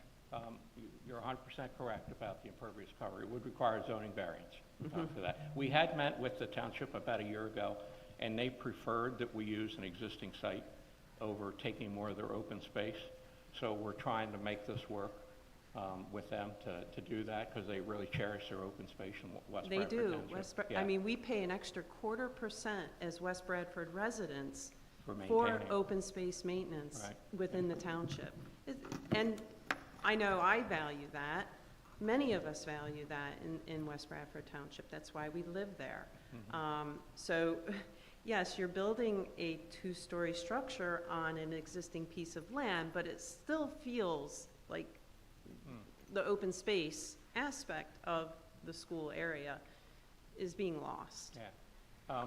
It's our largest school site. That's all I can say. It's a 30-acre, just under a 30-acre site. It fits. We tried to comply. We wanted to look in the southern part of the district, and we met with them, and they seemed amenable to it. They have a different engineer now than they had a year ago when we met with them, but we feel we're still on the same track. It's just, it'll have to be explored when we get to each one of these steps. So I'm sorry, what was Plan B? Well, that would have to be that we would have to go back to Plan B on the list up here. To the, And proceed with the elementary school Yeah, so- expansion? Or another site. It just means that if we couldn't Yeah, do this we site, we would- couldn't do this site. Talk We've about looked at it. many sites. So Okay. this was the best one, and we already owned it, but. So I know, just one last thing, the school district could add several buses to help with transporting. Yeah, let me just stop you there. We've tried that. Every year we put in more. There's not bus drivers. We're down 40 bus drivers right now. So how are you in going to get theory, bus drivers we for could the do that. 5th, 6th grade center? Pardon How's that? How are you going to get bus drivers for the 5th, 6th grade center then? For this new building that you're building? It's, I mean, the same way we get them now. I mean, I'm just saying to say. But if you what- can't add two buses to take kids from this area, from the West Bradford Township region up to the 6th grade center, then how are you going to get buses for this new building? That's all. We would take, let's say there's 40 buses that serve the current 6th grade center. We would divide that in half. So we would use 20 and 20 to service those two buildings. Okay. But we wish we could have the 40 that we Yes. used to have. Yes. So we did budget more buses, and we don't have them because there's no drivers. So it's a big, big crisis right now. Okay. Thank you. Good. Okay, let's go over here. Okay. Can I ask multiple people have talked about, about the walking path around Bradford Heights, and we did discuss that. We realize that I've been up there on the weekends and see how that building gets used on the weekends and evenings. The whole plan was to maintain the walking paths, the nature area they have down in the back by the baseball soccer field in the back. I know there's a mountain bike club uses that on the weekends up there. I've seen them when I'm even snow plowing up there. So we would try to maintain that, let them still come in and use the property for their mountain biking events every weekend. So we're doing everything we can in this site to keep what we have there and what people like there. The lady mentioned also the playgrounds. The playgrounds would be much, much improved. I don't know if anybody's had a chance to be to Euclid Hills and see the new playground there that went with that project. We don't have the wood carpet down for safety surface. Now it's the rubber crumbs that don't decompose and don't get soggy wet and don't freeze hard as a rock in the wintertime.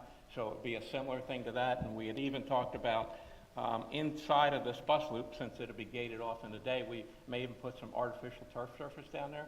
So the older kids, if they're 5 or 6 or whatever, or 5th graders, they can go out there and kick a soccer ball in the winter or something, because that melts snow off real quick and they have an open field and they won't come in muddy from doing all that. So we're going to do everything we can to improve that play area at that facility. Okay, go ahead. Okay. Thank you for your patience. It's okay.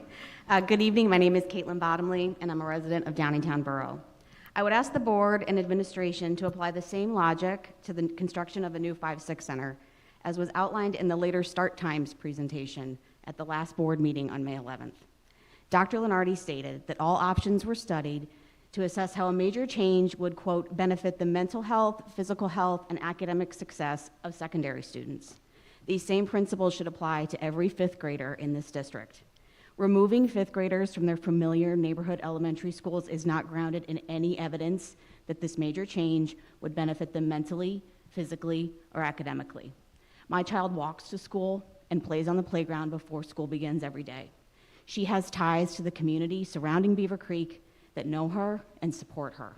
Replacing that with a bus ride and sitting in traffic on Romig Road twice a day at 10 years old is not a net positive to her or the hundreds of kids that find themselves similarly situated. There is no net positive in disrupting the careful Title I balance that DASD implemented with the current feeder patterns to east and west. There's no net positive in trading a long bus ride for a 6th grader in West Bradford for a 5th grader attending Springton Manor. Dr. Chance presented that the pedagogical research was, quote, inconclusive when considering the academic merits of a 5-6 center.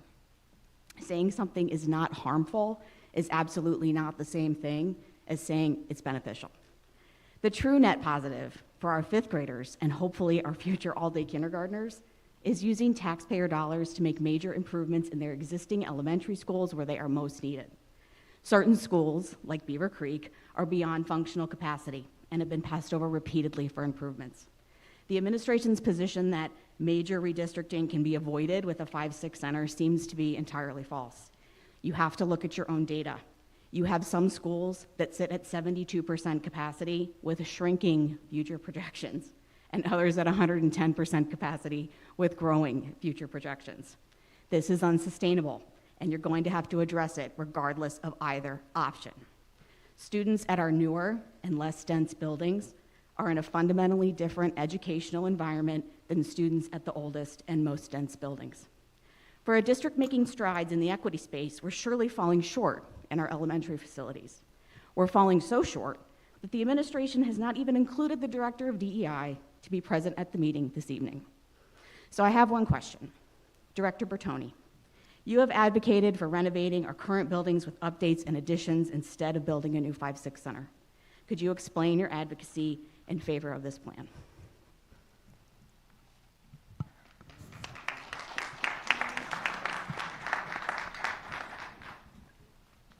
So you covered half the things I'm thinking about.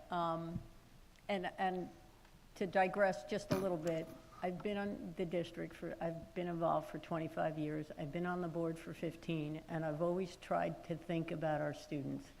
I've done redistricting 5 times. I've either been a participant, an observer, or an active participant. It's not easy. Our buildings are all, particularly at the elementary level, most of them are with between a mile or 2 of each other, so that it makes sense to move students rather than maintain them in an overcrowded building. I need to apologize to my residents that I serve in East Ward and Beaver Creek because I've been so focused on the population growth that we have neglected these schools. We've given Pickering Valley a new school, Euclid Hills a new school, Springton Manor's a new school. We've done nothing at Beaver Creek or Brandywine Wallace in particular. My plan, or my thoughts that I've asked to be costed out, and if the 5-6 center makes more sense, I accept that. was to put additions and renovations at Beaver Creek and Brandywine Wallace, now that it appears that we will be able to do that. Put additions on West Bradford, put an addition on Bradford Heights and add the gym, an addition on Lineville Elementary and add the gym. I walked through Shimona Creek and East Ward, and I thought we could give them an atrium for their library and turn their libraries into added classrooms. So we can create space in the neighborhood schools that research shows is most beneficial for our students. There doesn't seem to be any data as to whether a 5-6 building is better than a 6th grade center. None of it's ideal. My conversations with middle school people is the ideal is 3 years, and that's not going to happen. So if we're not going to be able to do that, why can't we think outside the box and say, perhaps our counselors can move with our students from the 6th grade center or the 5-6 center into 7 and 8, so they develop that relationship. And perhaps one of the assistant principals could do the same. Not ideal for the grown-ups, but I think would be very beneficial for our students. So we're going to have to redistrict no matter what we do. And we're dodging a bullet by saying, well, maybe we won't have to if we do this, elementary won't have to move. To your point, when Pickering Valley's capacity is so low, you can't leave that building that low forever. You're going to have to move students. If we make our elementary schools larger, we may actually be able to move some of our students so they're back in a school that's closer to them. Not a guarantee, but we don't know unless we look at it. If there's more classrooms there, then maybe, you know, the students that we're talking about moving from Windridge to East Ward could have stayed at East Ward. Because that move was done 20 years ago. Windridge and Spring Hill were a unit because they're two neighborhoods together. So that's always been the goal of redistricting, is to try and keep neighborhoods together and not split kids. So the longer bus ride for the 6th grade center, from the day that opened, I asked for more buses. We've never, even when we had bus drivers, we never added buses. It wasn't seen as a priority. If we add a 5-6 center, there's going to be some additional buses needed. So to that point, why not try a couple extra buses if we can get drivers next year and see if we can reduce that time? All I ask is that it all be costed out. I think the operating costs are we've added, when you compare what the current, we're not comparing our costs with what the current staffing is. We're comparing our cost about all the staffing we want if we add the 5-6, add additions onto our elementary buildings. So what is the real cost? I think we just need more time. We can go forward with looking at zoning for Bradford Heights. We can go forward and talk to the borough and Brandywine Wallace if they're the first schools, or West Bradford, and do parallel. And all-day kindergarten, years ago, we had a problem at Shimona Creek. When it opened, it was beyond capacity because we needed to redistrict. We had kindergarten in a synagogue for a couple of years. So why not, if it's a priority, why not for West Bradford, certainly for West Bradford and Beaver Creek, put a kindergarten center in the center of town. There are a number of empty buildings.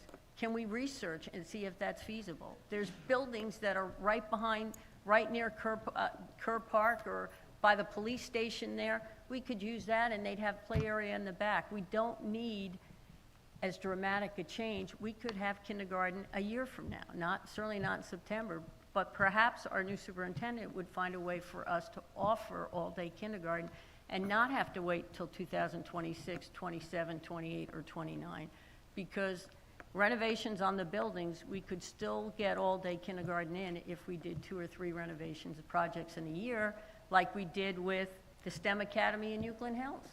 It doesn't necessarily have to be dragged out that long. So what is our goal? Is our goal all-day kindergarten? Is our goal to do what's best for students? I think it is, and I think this is a viable option that we should be looking at.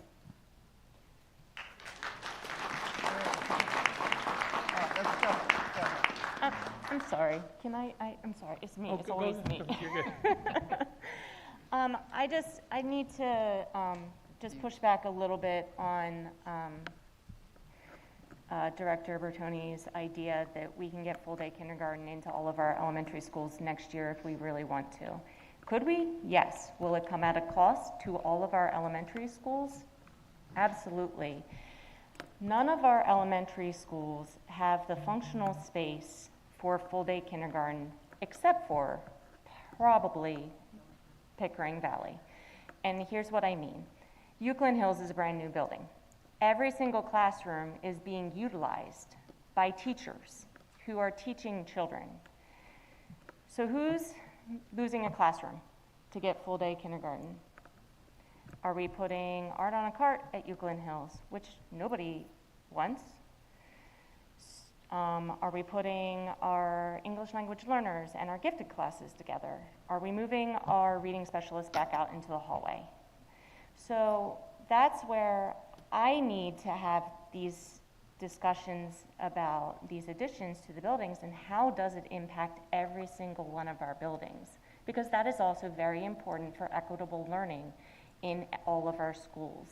The goal for me, if we build a 5th, 6th grade center, would be every elementary school has the classroom space for art, for music, every single encore, for all of our specialty teachers and our support staff. Can I ask, though, what you're saying is wonderful, but your children are experiencing that. The students at Beaver Creek and the other buildings haven't experienced it for years. They've had all of that in the hallway already.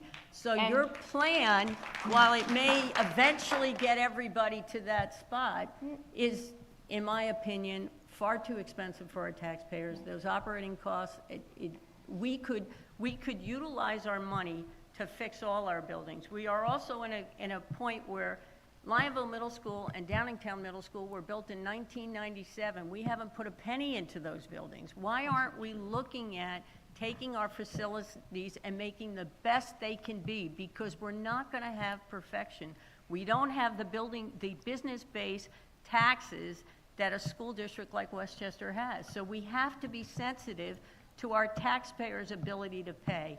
And you may be able to, or some residents may be able to handle a 4, 5, or 6% tax increase over a number of years. But for those of us that are on, those of our taxpayers that are on fixed incomes and are over 55, it's not going to be that easy. I do agree that we should make all of our buildings the best that they can be. But if we add on to all of our buildings and we do that, and you're really talking about taxpayer money, it will cost us so much more. That is not true. I don't Well, you believe- look at just the second option, and that already is more than just a 5th, 6th center, and that's not all the schools. That's not the middle schools. But that doesn't include the long-term operating costs that are going to be forever. We have money, we have a good fund balance to be able to pay for these things. I just don't But once believe it's that. open, we We've won't looked at have the those tax numbers, and base to pay for those I just don't believe increases. that. That's not true. Okay, so moving on to our next. Hi, good evening, Board. My name is Pete Witzub. I'm a Downingtown resident since 2004. I'm also the HOA president for Stonegate, the neighborhood. Brian Kelly's one of my neighbors off of Romig Road. I spoke out to the board September of 2021, the night of the flooding, when I first became aware of the Bradford Heights 6th grade proposal then as well. So on behalf of myself as both a Downingtown parent, I have 3 kids. The oldest is a sophomore at West, my 8th graders at DMS, and then I have a daughter at 3rd grade at Bradford Heights Elementary. Both as a parent, HOA member, community member then too, my strong opposition of having Bradford Heights being the 5th, 6th grade center. As I said, articulated in the night, and actually I have some handouts for the board then too, I truly want to echo some of the points made in terms of the visualizations then too. If you could put up the slide then for the proposed site design for Bradford Heights then too.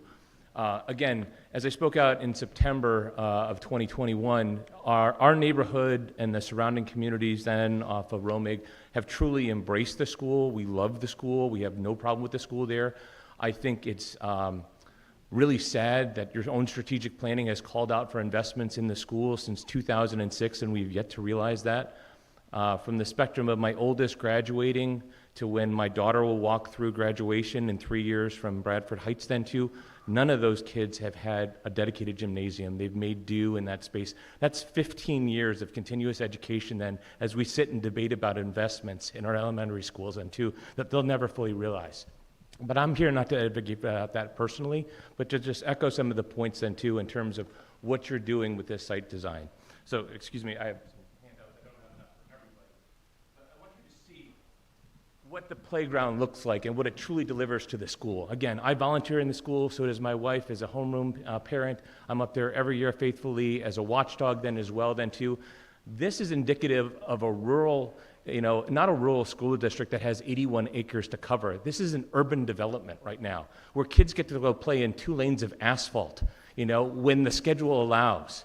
This is not the walking trail that was dedicated in memory of the principal who spent a lot of time connecting the kids to the school and everything about the academic mission and the connectedness to the elementary school level.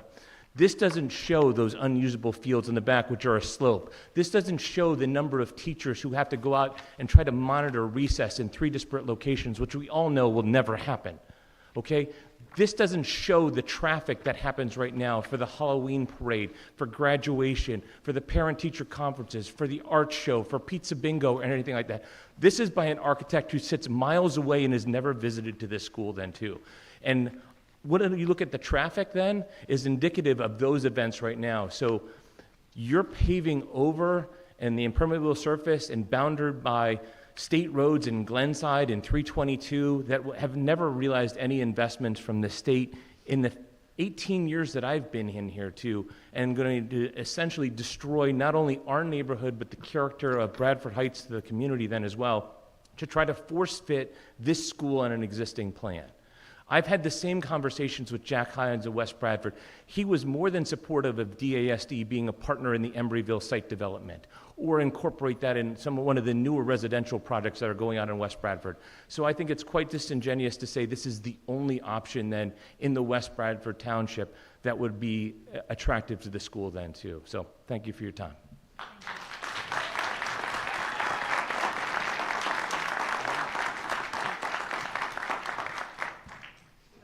Hi, good evening, everyone. Thank you for being here, having this time for us. I'm Alexis Swinehart. I live in Windridge, and I have some questions about the proposed redistricting for Beaver Creek. So one of my first questions before I kind of go on and how this is kind of important to me is specifically, when would this vote happen? Because it doesn't appear to be on the June board meeting, and my understanding was you didn't meet in July, so is this something that this would be voted on? What did you say about July? I was under the impression that you didn't meet in July. We do meet in July. Okay, so would this be something decided in July? Would this be something in August? Any of those times. Or I mentioned it could be, we could do nothing this year and do it next year. So nothing's been decided. And I did write that down, and the idea, because, so a couple of things I want to point out, and then I don't have to remind everybody, but the last 2 years have been really hard. It's been hard on students, it's been hard on parents, it's been hard on staff, administrators like yourselves. It's been hard. And many of us in the neighborhood are here. I'm going to get upset. My son Daniel loves Beaver Creek. And for the last 2 years, he ended his kindergarten early. And first grade was mainly on virtual. But the amazing teachers at Beaver Creek even some of them came to our neighborhood. This has been a place that they go. Beaver Creek, the rocks, like anthem, the mantra, has been something that we've been keeping at home to have some consistency. I understand that we're overcrowded. It is clear that moving this one neighborhood, although it looks like, it's like 60 students, it breaks down to 6 third graders, 5 fifth graders. It's not like a whole room would be opening up. It's really 1 to 2 students per room. And as an educator for 23 years, I understand the importance of class sizes. But I also understand that the last 2 years have been very hard.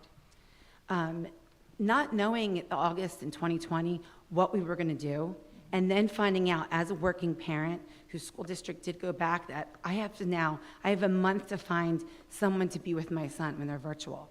And then even last summer was so stressful. Are we going to go back? Is it going to be normal? And even though this year had some normalcy, they really deserve one more year. So I'm asking you, I understand we're overcrowded, but why now? Why with a potential 1 month turnaround? Why not wait? Clearly there's going to be some redistricting. Putting a Band-Aid on this huge hole is not going to fix anything when we have to, like, one more year. And if it happens in fourth grade, or I'm sorry, the following year, then I would assume we have a broader plan. We know what's going to happen. We know if they're going to get redistricted in another 2 years instead of just moving and moving and moving. And yes, they're elementary kids and they'll get over it. I thought that would be easy too. But seeing some of the trauma of the last 2 years, seeing anxieties in my child that he never had before, and he's starting to overcome now. Again, I heard like people volunteering watchdogs. My husband has done watchdogs. We've both participated on field trips. My students been an active part of doing the outdoor classrooms.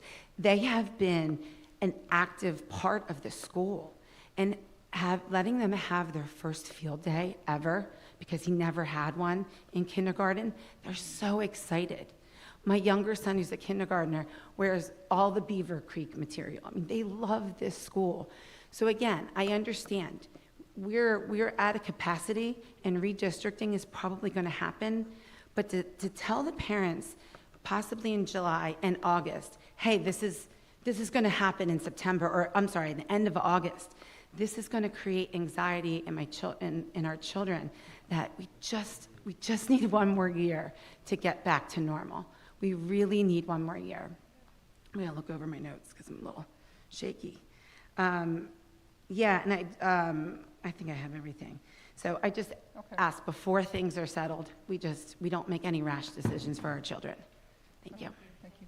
And I do want to say one more thing. The Beaver Creek faculty, and I'm sure East Ward faculty is amazing too, but the Beaver Creek faculty really makes this why we're all here tonight. They are outstanding, and they go above and beyond for our children. Thank you. Good. Thank you. Hi, Rachel Gibson, West Bradford Township. I have 3 students currently in Bradford Heights and another one who will eventually be there. I have a couple questions. First, can we put the slide back up for Bradford Heights, please? Have any of you been there at pickup, walked the site, been around there? We all have. Been there at We all have. pickup? Yeah. At pickup. So you watch the buses get stopped, and you watch the delivery vans pass on the right, taking out parents. And you've seen the mailboxes get hit on Romig Road? Well, I mean, I have, but the board has actually been on that site. It wasn't at dismissal, Okay. but we were out there to Does walk the the whole site. plan, okay, perfect. Does the plan allow for Romig Road to be made wider? Yeah. Yeah.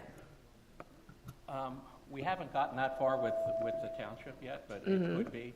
It could And- be, And okay. turn lanes also. And turn That lanes. was it, yeah. The road Okay. would definitely have to be moved to our side because we have no intention of going in anybody's You'd have to yard take on the people's other lands, side. yeah. So, yeah. And you do have to take part of someone's land towards the first gate, closer to Glenside, correct?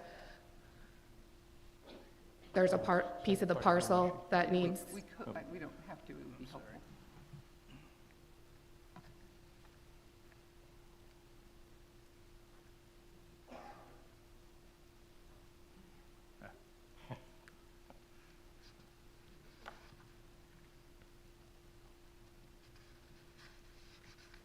it was discussed in the original plans, but if that's changed, that's great. Right there, yeah. That would be a bus-only entrance or event parking. Okay. Use it to, like we did at Euclid. But that house that's right there in that corner, will the district be taking part of their property has that been taken off the table? When we initially met with the township, their traffic engineer wanted to see if we could align it up. Is the road across Stonegate? Yes, yeah. Stonegate. Wanted to see if we could line it up. That's my house. Yeah, that's his house. And that is not our option. We So don't that's really been want completely taken off? The whole project could be done on district-owned land without any resident No, land? no, we would keep all the improvements onto our property if the township's okay with that. Okay, then my other question is this, the township, just so we have actual numbers, the township allows for how much impervious space? Township in that 12. ordinance allows 17% 17. if you infiltrate. Okay, and the district will need to get a variance for how much impervious space? We 30? actually need double that. 35. To be honest, 34% 30, as that's what this I drawing thought. is showing it here. Okay. And we're saying that it's the stance that that affects nothing? No. With the drainage and the water and what's going down into Johnsontown? No, and our geotechnical engineers looked at it, so has our civil engineer, and and the nice thing is, with the new way of handling stormwater, under parking lots, you don't see it. The basins are underneath the parking lots. Thanks, So Mr. it's all subsurface. Okay. My other question is, in reality, both of those fields are useless space. So this is all of Bradford Heights green space that those kids are going to lose. Also, with the way the layout is, and I know it's preliminary, where exactly do you plan to put a gym on Bradford Heights? Because they're pretty close to that bus loop. And there's no space really in the back. Yeah, right on the left end of the building, and it would have a little bit of angle to it, but it fits right there before. Okay, we so just it's haven't pretty seen a steep drawing before the of main that road yet. spot. Yeah, we've actually laid it out. And looked at it. And then that is included in the 35% that the zoning variance will be needed for impervious space? That gym, or is the current drawing the 35% zoning variance that'll be needed? It would be everything, yeah. Everything. So including the gym, it's 35%? Yes, including the gym, yeah. We're sure? Yeah, everything Okay, is thanks, included. Gail. So it's Thank like you. all the impervious total for the whole site. Okay, because since we haven't seen a drawing with the gym, it begs to question if it'll really happen. And I know that's a big concern for a lot of us. So that's all I really have to say about Bradford Heights, other than the fact that, say that again, hon? Sorry, I didn't mean to call you on. If you'd like to look at the drawing, I have it here. That's with the gym? Yes. Can I come see you later? I don't want to waste time. Okay, I know, we don't have it to put it up, I guess. Okay, I do great, have it awesome. here, So. And then so this makes Bradford Heights very crowded. It also has much older students being mixed in with younger students, and there's supposed to be definition and changing, but those other students get out of school, they're gonna wanna play, they're gonna wanna hang out at the same time that we have students trying to have events and do their after-school activities. My other question, okay, I'll move on from Bradford Heights, but the full-day kindergarten, obviously something our district needs, and they need sooner rather than later. I can totally get behind that. I don't understand if we are looking at what is best for all of our students, our existing students, not just our students that haven't been born yet, because that's who this full-day kindergarten is going to benefit, and the whole district as a whole. Why would we not consider a more cost-effective way of bringing in full-day kindergarten and having community centers that would pull kindergarten out of the elementary schools, making more space in our most crowded ones, along what Director Bertoni was saying? And if we're being fiduciarily responsible, the recommendation by the district to build number one is not the most responsible. Right now, if I'm going to go back to East and West for a second. The board approved construction at East and West for much needed space. Downingtown has historically and notoriously been known to ignore their elementary schools.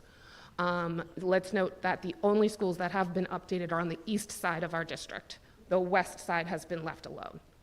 That includes Brandywine Wallace, West Bradford, Bradford Heights, Beaver Creek. And we still don't have a plan for them. And there are students now. So if we look at those additions that are being put onto East and West, the board approved a cost for them a couple months ago, maybe late last year. And that was about $25 million a piece, if I remember correctly. The board just approved a price increase of over $10 million for both projects. I don't see how this building gets built in a time during record inflation, a 20 to 30% markup on all construction costs, if you can even get the construction materials right now. And we're still looking at not having full-day kindergarten and not addressing our elementary schools for 5 years. This plan does not benefit all of our students. Does not take into consideration that our buildings, Beaver Creek specifically, West Bradford, I mean, we talk about how we don't want to put encores and specials on carts, but the entire west side of the district is on carts. So yeah, we can't put kindergarten in there, but we can provide full-day kindergarten within a year or two at a separate location while maintaining the educational integrity of a community school with 1st through 5th. But instead, we are planning $65 million on a new school that ruins the integrity of our current elementary school, that neglects all of the other students on the west side, and that really doesn't fix too much transportation costs. You're still gonna need more buses. You're still gonna be shipping students across the district. So I don't know why that's not being, and you say that it wouldn't raise taxes, it would be saving money. In no way, shape, or form does this save money. None. You're already raising taxes and proposing to 3% to 4% a year. And as stated, it has tax implications for operating costs. We have an excellent fund balance. Why can't, as a district, we actually look at our students and do what is best for them, giving them full-day kindergarten. Sorry, my knees are shaking, I've been standing forever. Giving them full-day kindergarten, updating our buildings, allowing 5th grade to stay with their community schools at a crucial point in their education where they are trying so hard to transition into young adulthood, instead of, and creating an optimal learning environment for all, rather than maintaining the optimal learning environment on the east side with their new elementary schools, ruining Bradford Heights, and pulling 5th grade out of their community schools just when they have relationships being built. And on that point, you also said that just because you go to the Bradford Heights 5-6 building doesn't mean you'll go to DMS, or if you go to Marsh Creek, doesn't mean you'll go to, what's the other one, LMS. Why in the world would you split students again? I mean, why? We could. I said you don't have to. We don't have to. Okay, I just don't understand why it would even be a consideration to take these students and tear them out of their, what would be an ideally community school again. No, I think the goal for all of the board members, and if anybody doesn't agree with me, feel free to speak up, would be to keep our kids together as much as possible, because we do recognize that relationships are what is, a relationship is everything. Right. So yeah, I believe that is everybody's goal. And we can have smaller kindergarten centers and keep 5th grade in our elementary schools, allowing for more community feel while addressing the issues in our elementary schools that need a lot of work. So that's all. Thank you. Thank you. Go ahead. Go ahead. Hi, I'm Jason Lazurick. I'm resident of West Bradford, and I have a son and daughter. My son goes to Bradford Heights 1st grade. My daughter's in preschool now. So I'm definitely interested in what's happening here. And I want to say first off that I'm all for full-day kindergarten. And I agree with pretty much every comment that's been said here tonight. I am adamantly against the 5th, 6th grade center for many of the reasons already stated, but I just disagree with sending my 5th grader to another large school. And even though he will go to the same campus that he goes to now, I don't think all 5th graders should be crowded into the same school. I'm adamantly against the 6th grade center the way it stands. I can't do anything about that. But I think you're just doubling down on your mistakes. We're going to look back at this, see that we wasted $65 million. It's not benefiting our kids. Maybe, yes, you're cutting a few $1 million here and there. I think there has been many other proposals laid out here to get all-day kindergarten for the community immediately, keeping kids even closer to home, as opposed to busing them to even the elementary schools, until maybe option 2 can be fully implemented across the district. We've all heard all the statements. All of the elementary schools need work anyway. So I don't know why option 2 wouldn't be the primary option, because that has to happen regardless of the sixth grade center, and then you can build in the classrooms and everything that you need. And I won't duplicate everything everybody else said, but I think it's a terrible plan. The playground in the middle of a gated bus loop is just awful. Any kids playing after school, I don't know how they're going to get through there. If there's a basketball game or anything else going on, it pretty much locks the community out of enjoying that space. And as people have said, that is the only playground within walking distance for hundreds of houses in the area. We have no other option, period. So I won't take any more time, but I just wanted to comment on that. Thank you. Please. Hi, thank you so much for taking our comments this evening. My name is Catherine Italia. I have 3 kids in the district. One is at Marsh Creek, so I have an interesting perspective, and then I have 2 at Bradford Heights, and I am strongly opposed to this plan, even though it would mean that my future kids wouldn't have to bus quite as far to Marsh Creek. You know, Marsh Creek and Shimona Creek share a property. They have different entrances. They have different parent pickup lines. There is a lot more space. Last Friday night, Marsh Creek had their 6th grade dance. The parking lots were jammed. The bus loop at Marsh Creek, as I'm sure you all know, has lined parking spaces in it. I actually counted the parking spaces. The current Marsh Creek Center has 208 parking spaces that do not include the 106 parking spaces in the bus loop that you can have additional parking. This new plan for the 5th, 6th grade center has 148 parking spaces. The Bradford Heights parking lot in that plan has 71 parking spaces. That leaves for a total of 219 parking spaces. I can tell you last week at Marsh Creek for the 6th grade dance, every one of those 300 plus spaces were full. The line out the back of the pickup driveway for Marsh Creek was jammed. It was chaotic. There were people everywhere. I don't think that this plan will work with the number of people for after-school activities.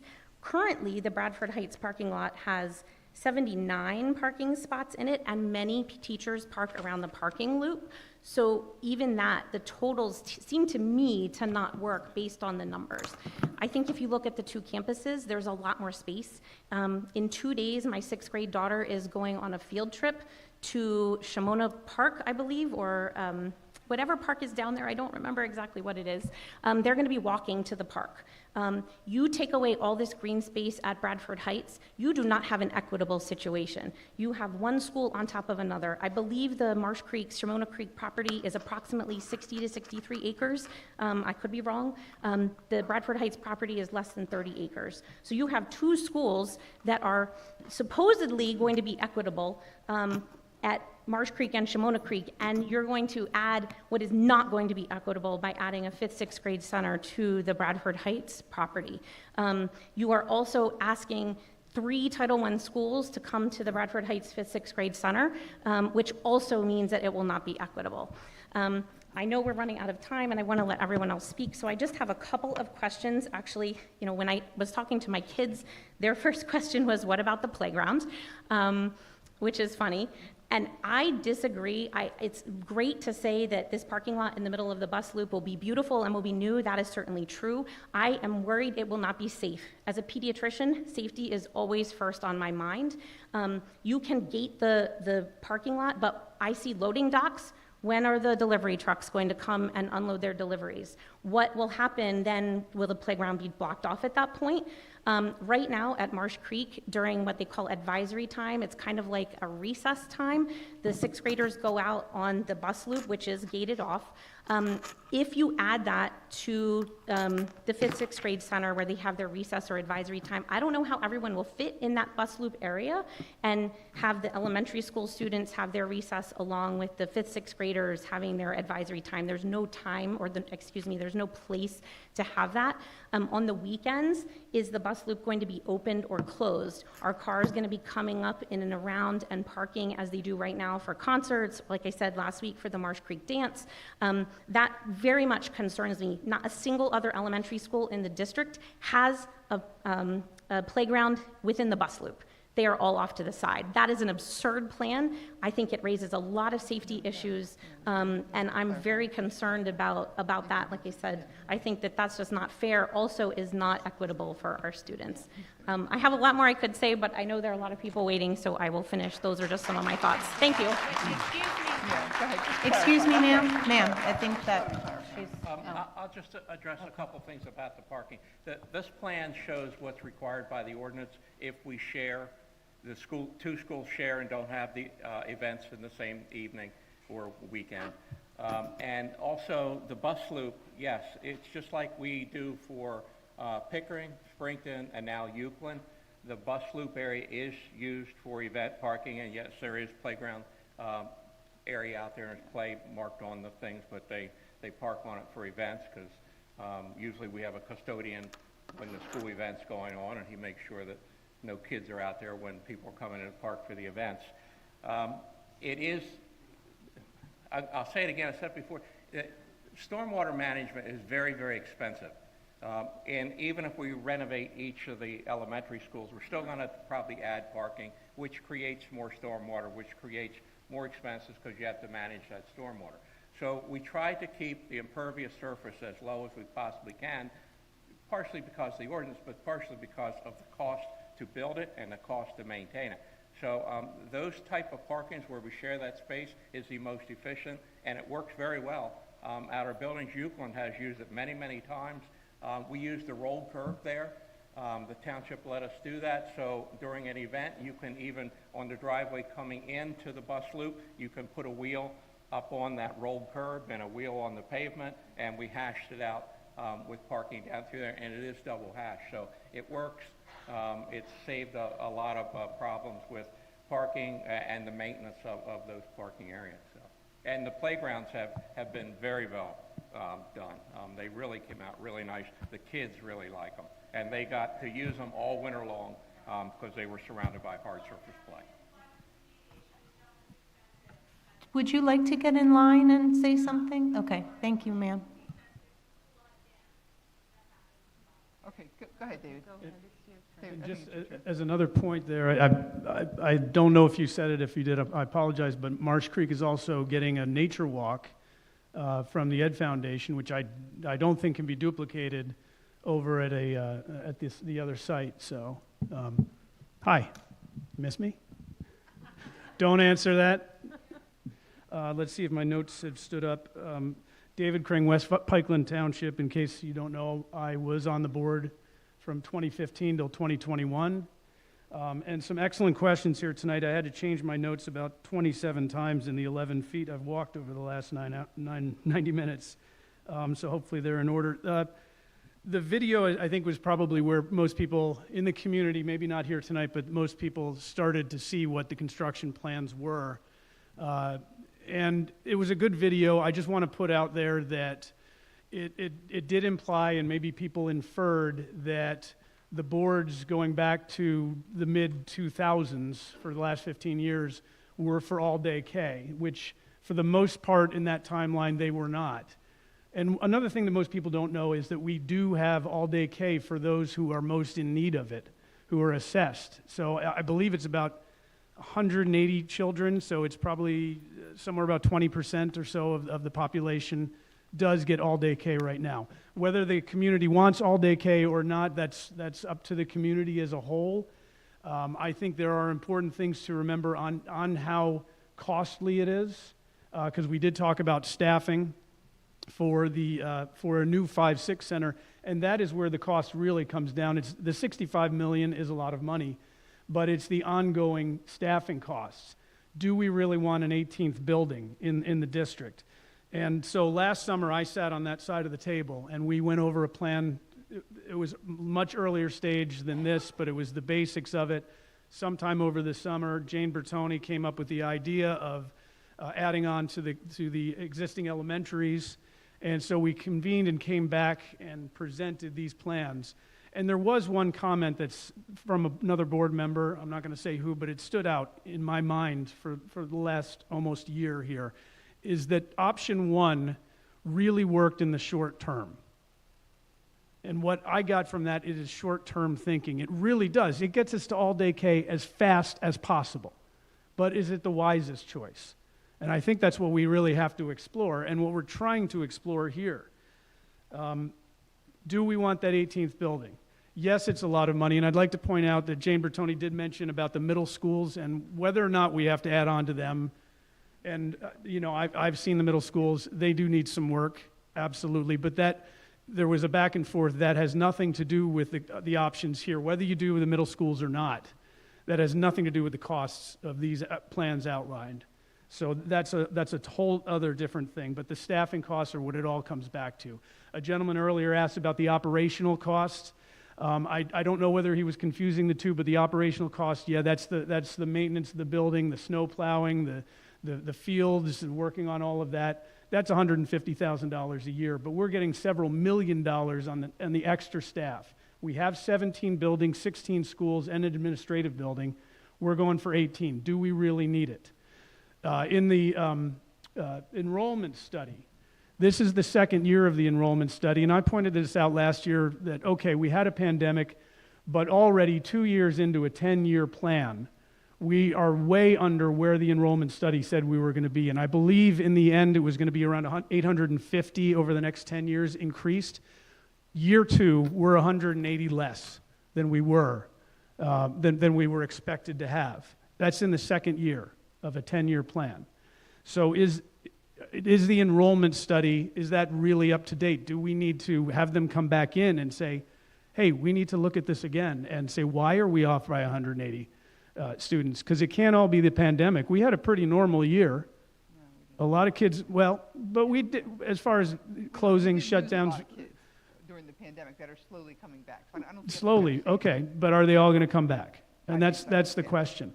And the other point, when we talk about the sixth grade, the moving buses, the buses is another issue.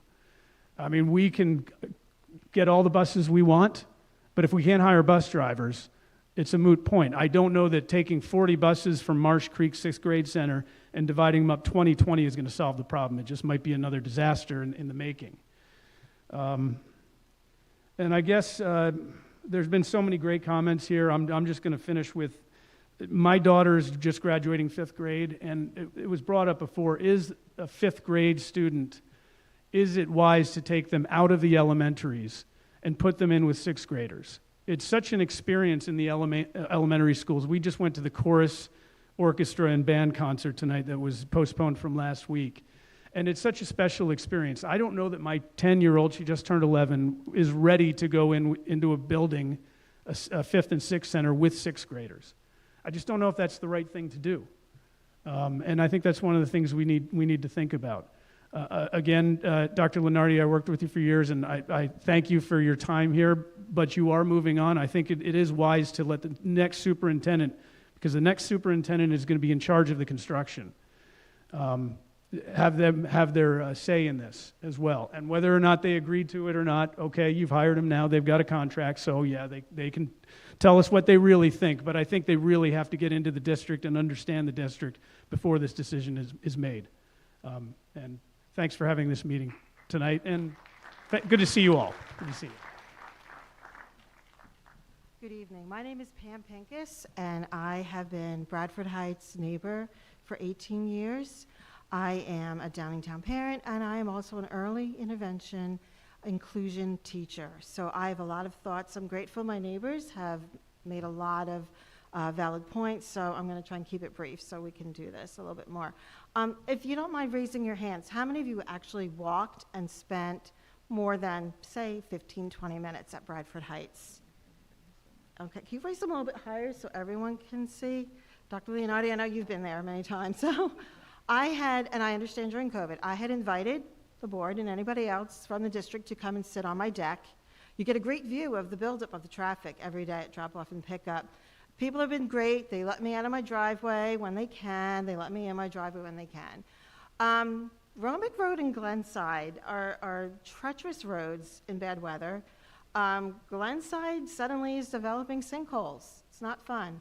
I don't know how so many buses could be traveling up and down Glenside at the same time and make that lovely turn from Glenside to Romig, maybe you want to ride a school bus and get that experience. That might be fun. I've done it on field trips. It's not fun. Wow, I dare to find coworkers that think playground and a bus loop is a great idea, honestly. From a social emotional perspective, splitting kids up into taking them from being fourth graders looking forward to being those fifth grade safeties and the leader of a school and putting them into another big school. The social emotional growth of our youth is such a major concern in this country right now. The demands, I don't know how you could widen Romig. I'd like to see a plan for that. And the impervious surface, God, man, that storm we had the other night, wow. Again, if it's raining, come over, sit on my deck and watch the waterfall come down. I know that there's been headway made, and I wonder when the soil testing was done, you know, was that on a very, very hot, dry spell? I mean, it's just, when I moved into my house, I live in an original Romig house. I'm very lucky. My house is perpendicular to the road, and I asked one of the original Romigs, I said, why is my house, like, not facing the road? Well, because there were springs all around the hill of Bradford Heights. So there were spring houses, they're long gone.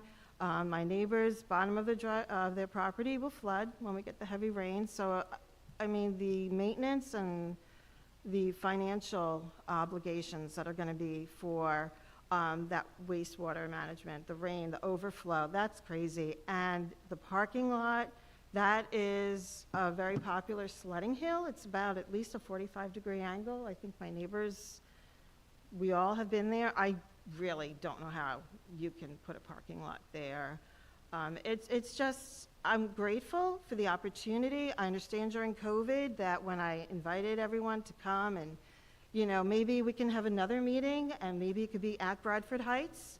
Maybe we can walk around and talk about how you can put those fields in the back. It may be almost 30 acres, but I don't know how much of it is usable. And anybody who goes house hunting and sees a great house with a backyard that slopes down probably doesn't buy it if they have children. So again, I invite you all. I live right across. My driveway is one of the 3 driveways at the bottom. Those are my pine trees. I invite you all to come and sit on my deck and watch drop-off, pick up.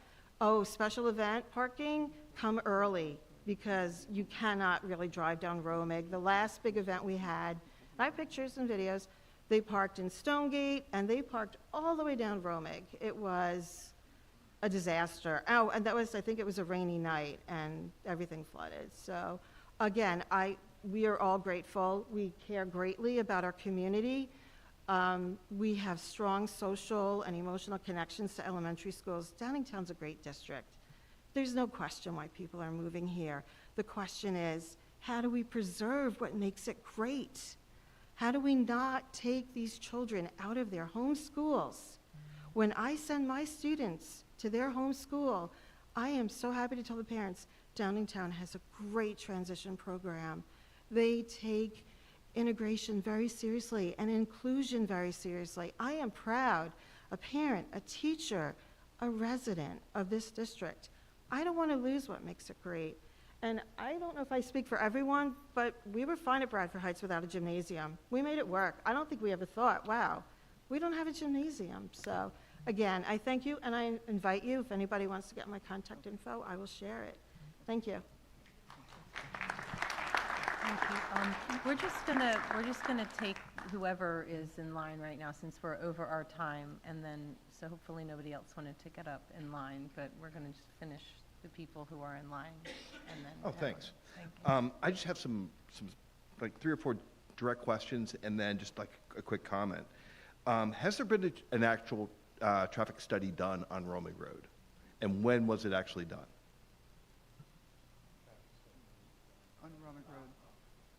It was exactly about a year ago, So during the pandemic. at the end of the pandemic, and we Well, realized. it's right in the pandemic. Yeah, even at the age of it, it has to be refreshed, accounts have to be refreshed. So I've been a resident of Stonegate for, I don't know, 15, 17 years now. And before the pandemic, the volume of traffic was incredible getting down the road. I don't know anecdotally whether you're trying to extrapolate to find out exactly what the capacity is of roaming. I can tell you, if you do it during a non-pandemic pandemic time, the volume is just exponentially higher than what it is, and your numbers are going to be way off. And I would appreciate to see the numbers that you do have so that I can measure myself. Second of all, you kind of mentioned a couple different meetings with the West Bradford Township. Are there any notes, is there notes from West Bradford Township that we can get our hands on exactly what's been discussed, what's kind of like the different summary points that you have been involved with? The meeting we had with them was out in March of '21. Okay. We went to one of their meetings. They asked us to come in and speak to them. It was just a cursory, here's something that we're thinking on, can you give us some guidance or a nod? And they went, okay, and that's when we heard, well, we'd rather you use an existing site than taking some more of our open space. And we met with their engineer and traffic engineer, actually were at that meeting. Nothing was set in concrete. We didn't file a land development plan. It was just a cursory sketch to show them some things that we had in mind to see what the reaction would be. I think that everyone would appreciate seeing exactly what you have, and whether it's cursory, whether it's bullets, because you've been alluding to it a couple times tonight, and open, what do they call it, open topics and what have you. I think it's something that should be out there in the open, and everyone should be able to see all that information, as well as the soil results. I mean, there's a lot of people here that can use Python and really analyze those results. So if you have the metadata behind the soil results, love to take a look at that fun stuff and come to my own conclusion. We all know there's lies, damn lies, and statistics. I like to kind of vet it out myself. Never met you before. Love your enthusiasm for everything here. I've been here for 30 years now. I moved in here. I think you probably remember when they were talking about building a mega high school. And they said, the board was recommending a mega high school. And it was all the parents who went in an uproar and said, no, we don't want a mega high school. We want 2 small schools. And it was all about participation, having as many kids participate as possible in as many activities as possible. So I think you also mentioned that you've been on the board 15 years and you've gone through 5 different redistrictings. Like I wasn't on the board. So I think that we're all asking for is a pause and really come up with a long-term strategy here, because I think we're putting Band-Aids on things. We're building the STEM building. We're building a 5th grade center. We're doing all these things in a Band-Aid versus coming up with a long-term plan to address. I think overall this area is going to expand greatly over the next 20 to 25 years. These buildings are going to be around for 40, 50, a long, long time.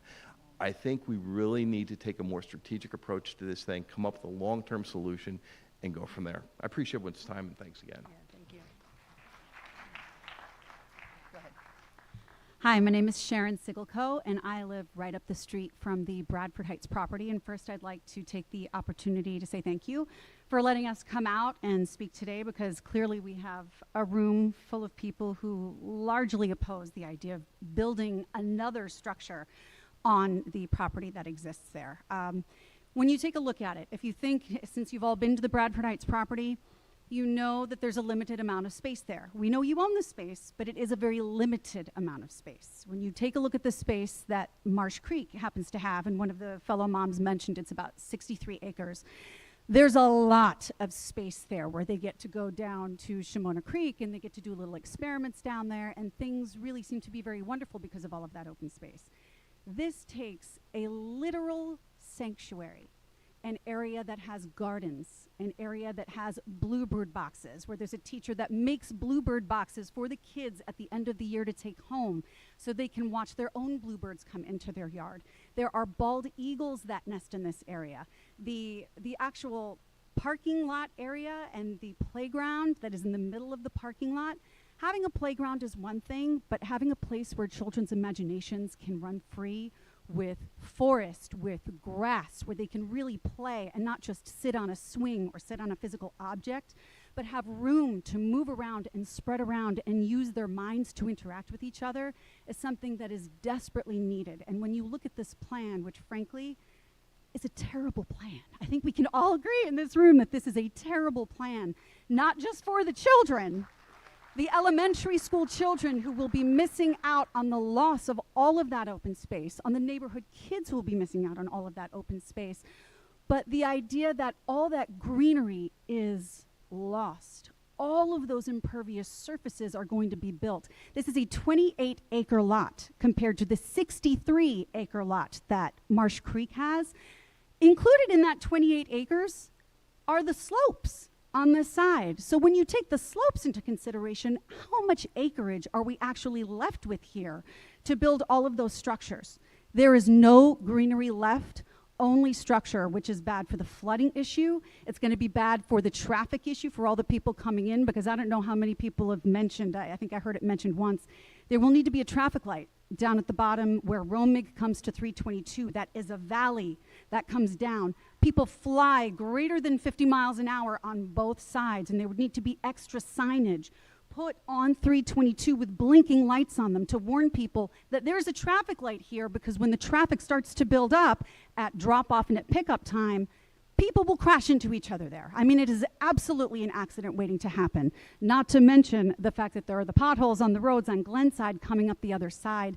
This plan, I'm not saying that a 5th, 6th grade center isn't a good idea. I would love to have more equity in the west side of the district. It was east-west. Now it looks like it's going to be turning into somewhat of a north-south based on how the districting is going to be done. But frankly, when you look at the equity of the situation, the 63 acres with room to grow, the less than 28 acres of usable space, even at Marsh Creek, there is supposed to be a Narwhal Learning Center that could benefit all 6th graders in the district. And this learning center that has been proposed is supposed to include outdoor learning stations, a classroom, and an amphitheater. How are we supposed to make that equitable for the children on this side of the district if we don't even have room for the proposed plan that you have up on the screen? This is why I would just implore you to not rush to make a decision, to not rush to vote on this, especially with a new superintendent coming in. Let's take the time to look at all of the conceivable plans and do this right. Thank you very much. Hi, my name is Steve Finnegan. I've been a West Bradford resident for about 25 years now. All three of my boys went through Bradford Heights and all the way through the high schools. Had amazing experiences for all of them. Since it seems like everyone here tonight is against this plan, as am I'm wondering who's for it? Like, if you would like to know who is for it, I can tell you that we did get the results back from our, I don't know if anybody went on the website and filled out the form. I'm assuming that a lot of people did. That form is actually overwhelmingly for a 5th, 6th grade center and for one of the plans. So I just want you to know that just a group of people, that there's so many people in our district, and it's easy to look at a lot of people, and I'm hearing all of you, but it's easy to look at a large group of people and think that they represent the entire district. So I just want you to know that while I'm hearing that many of you, by your applause and by what you're saying, do not support this particular plan, that there are people who do. So I just want people to remember that. However, can I please say something? I find that ironic because I don't feel the plans were given equal time. And it's fascinating to me that, you know, we put up a redistricting slide splitting Euclid Hills. And so everybody in Euclid Hills wants a 5-6 center because they don't want to be split, because that was the attached to the proposal to consider putting on additions. And somehow tonight, that slide isn't even available anymore. So I think all the proposals, not just that one. That was just a slide for possible redistricting. So you know, it just seems to me that I would just feel more comfortable, as I said from the beginning. Everybody get all the information about all the possibilities and then let them weigh in. And I don't think that has been done up till now. A 5th, 6th grade center is one question. A 5th, 6th grade center here is a completely different thing. Okay. All right. Yeah. Let's try and stay on point. Go ahead. Okay. Go ahead. All right. So I just advise the board, please don't be hasty with this. take your time, let the new superintendent come in, which I understand he does have experience with building additional, in his previous experience building buildings. He's going to be the one dealing with this over the number of years it takes. And And he worked with his community to get a referendum passed to get his buildings done, so And the he three had to have buy-in. superintendents, the past three superintendents, this has actually been their recommendation as a fifth, sixth grade center. Just the administrative recommendation, just so people know the Right. past, But- that's all. But he got community buy-in to get a referendum Well, passed. since we're 'cause talking about that's superintendents, next to and I am the impossible. superintendent, let me make a comment. I've been a superintendent longer than anybody I know, and I've done more construction than anybody I know, so I really do have a ton of experience. And so while we can use waiting for the new person as an excuse, I think we should really use a real reason. all right, just one other thing. The field that's adjacent to the school, they think they can make a field out of this hill. Maybe they move dirt around and do. The kids that are playing out there will be right in full view of the kindergartners, first graders, and second graders, completely distracting in their instruction. So, thank you. Go ahead, sir. Good evening. My name is Thomas Please. Go ahead. Good evening. My name is Thomas Mazza. I have lived in East Brandywine Township for over 20 years. I am opposed to the building of a new school in East Brandywine Township. I know that there's ground, I believe, that that the school district still owns the ground there. Right. And I also am opposed to building also a new school on the Brandywine Wallace site, as I think you're also proposing. Is that It right? would be an expansion. Okay, I'm just opposed to building a new school actually in East Brandywine Township, and I want to tell you the reasons why. First of all, my concerns it has to do with 322. I've lived there for over 20 years. I've seen it grow in leaps and bounds in the 20 years I've lived there.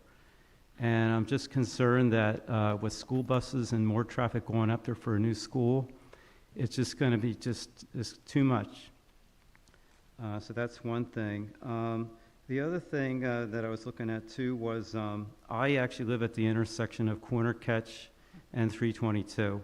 And I know that there's a plan there in one of the architectural plans that they want to expand, I guess, turning lanes and enlarge that intersection. And I am vehemently opposed to changing that intersection. I have seen it grow when we were there. There were stop signs there when we first moved in. Then they put a traffic light. But that is also, I also live in an association, and that's also a common area there. And I really am opposed to that too. I just don't simply want that intersection expanded just for a new school. And I always know that, you're in writing, which you've presented here so far, it sounds good just listening to all you speak, but when you put things down on paper and you really look at things and you put a new building up, there's always going to be an increase in school taxes, and that's inevitable. So you can sugarcoat and say it's operating costs, but it's not. They'll always find a way when that building is put up to increase school taxes, and I'm opposed to that too. The other thing that I was reading too is that the Applecross development, which is I guess adjacent to that property, has a sewer system that is over capacity right now. And I read in there that there's a proposal to I guess add another station, a pumping station there, and that would also increase, they would have to buy more property, I think, to do that. And I know that Applecross, I think, is opposed to it. I think they came down with that with East Brandywine Township. But that too is another reason that I am opposed to this development over there in our township. I don't want it. I just pray that it doesn't happen there. Thank you. Okay, good. Thank you very much. Go ahead, sir. Yes, please, thank you. Oh, okay, thank you. Hello, my name is Desmond Sigelco. I currently live very close, actually, to Bradford Heights, and I just have a few questions and comments about the school. First of all, the little house right there, right next to the blue, right next to the street as well, what what's going to happen to that house property? Because, like, whenever they would look out of their back windows and go into their backyard, most of it would just be blocked off by a fence instead of them having forest and greenery in the back. So I'm just wondering, what would happen to their house? Okay. Behind the building, where you look down over the steep slope and there's a basin down in there, the only thing we would propose, we were going to try to see if we could get a small, narrow field in there, just so there'd be an area with kickballs or play some condensed soccer or something like that with a fence along the edge of it. So no development would happen down over that field, down over that hill. And speaking about the fields, do we really need two right next to each other? Could we not turn one of those fields maybe into a new play area for some of the kids so that then they don't have to cross through a giant bus loop? Because that would give them more room and it would give them a safer play area. Yeah, we tried to do everything to preserve the field that's down in the back. It's a combo, we had a backstop down there, baseball or softball and some kind of soccer field or something. So we tried to make sure we didn't get into that area and preserve that play area so there would be a room for field sports there. Right now it's pretty much underutilized. Most of all our other schools have groups that use them on the weekends and things, but they're so far from the parking area that nobody ever signs up to use that one. So maybe when the parking comes closer, it gets used for more community events on the weekends and things. Okay, and that row of houses on the right, I know that street. I've been on that street many times before, and I want to say I strongly oppose building another school there, because for some people that might want to sleep in or they're feeling awful that day, they have headaches, it would be very awful for them to probably wake up around 8 o'clock-ish if they want to sleep in to the noise of tons of kindergartners through 6th graders screaming outside and tons of buses and cars honking at each other. And I, again, strongly oppose the idea of building a second school because, like many other people have said, it will get rid of all of the greenery just in the area, and it will remove tons of activities that teachers will want to do with the area. The measurements of the school, I'm not sure are correct because I think the field all the way at the top would be dipping down. I don't know if soccer or football or anything would be very fun when half of the field is dipping into a street. And my last thing is, why do you have a gate going all the way around the school?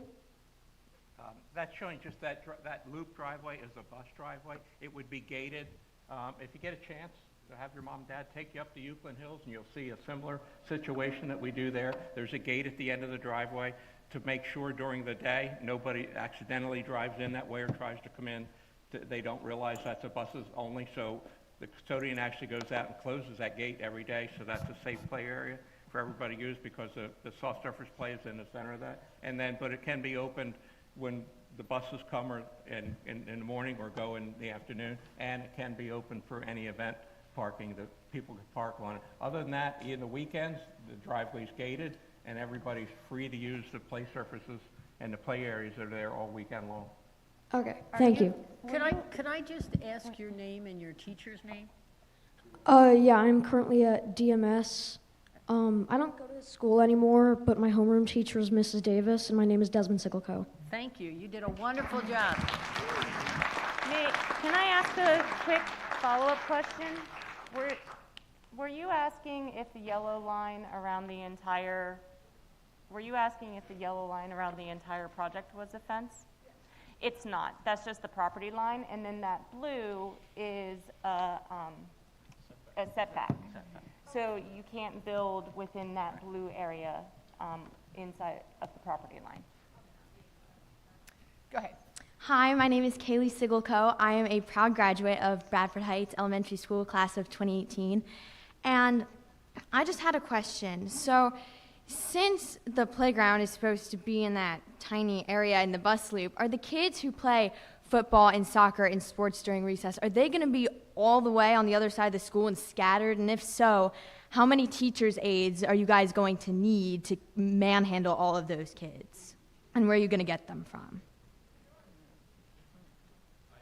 That would have to be decided by the school. It's their option if they want to do that or if they just want to keep them in that play area inside the bus loop during the day. It's entirely up to the principal how they operate the building. Okay. Try to describe how big.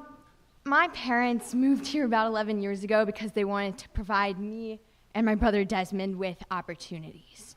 And now seeing that this is possibly an option that could happen to us, the traffic around where I live, because I live 2 minutes up from Bradford Heights, the traffic would be insane. And my parents did not move here so that Romig Road can be a 3-ring circus every single day.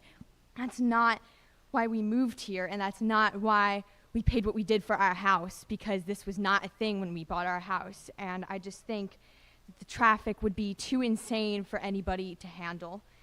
And the playground, it's so important. I was at Bradford Heights for all 6 years, kindergarten to 5th. And the playground is a place that's so important and beloved by many teachers and students, because when you're in elementary school, it's hard work. And the 2 times a day when you get a break are lunch and recess. And there would be no space. I mean, in the middle of a bus loop, like, I don't even know. The playground, like, first of all, for kids who are like coming in late, there's going to be cars, and if the kids want to play after school or before school, there's going to be buses going around there, and it's just totally like not safe. I can address that a little bit. Yeah. The thing we don't have up on the showing is the scale. That entire bus loop is the entire width of the property. It's probably 500 feet long, way longer than a football field, and 60 feet across in the center. It's huge. That's all for play. Okay. That's why we have room to do multiple types of play surface. We have equipment with soft surface play underneath them. We can have basketball courts out in the middle of it. We can have a little bit of artificial turf out there so they can play on the grass and nobody gets dirty and nobody gets muddy. It's huge.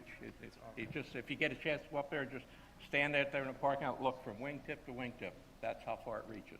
Okay, thank you for letting me know that. And when I was in elementary school, my one teacher had bird houses, and there was all of this greenery back there. And a part of a kid that is so important is getting your hands dirty and fully indulging in Mother Nature's gift to us. And all of that would be completely ripped away and torn away from the future generations, which I don't think is right. And the Halloween parade and field day, like, I don't even know how that would work. And I just think it's so sad to see.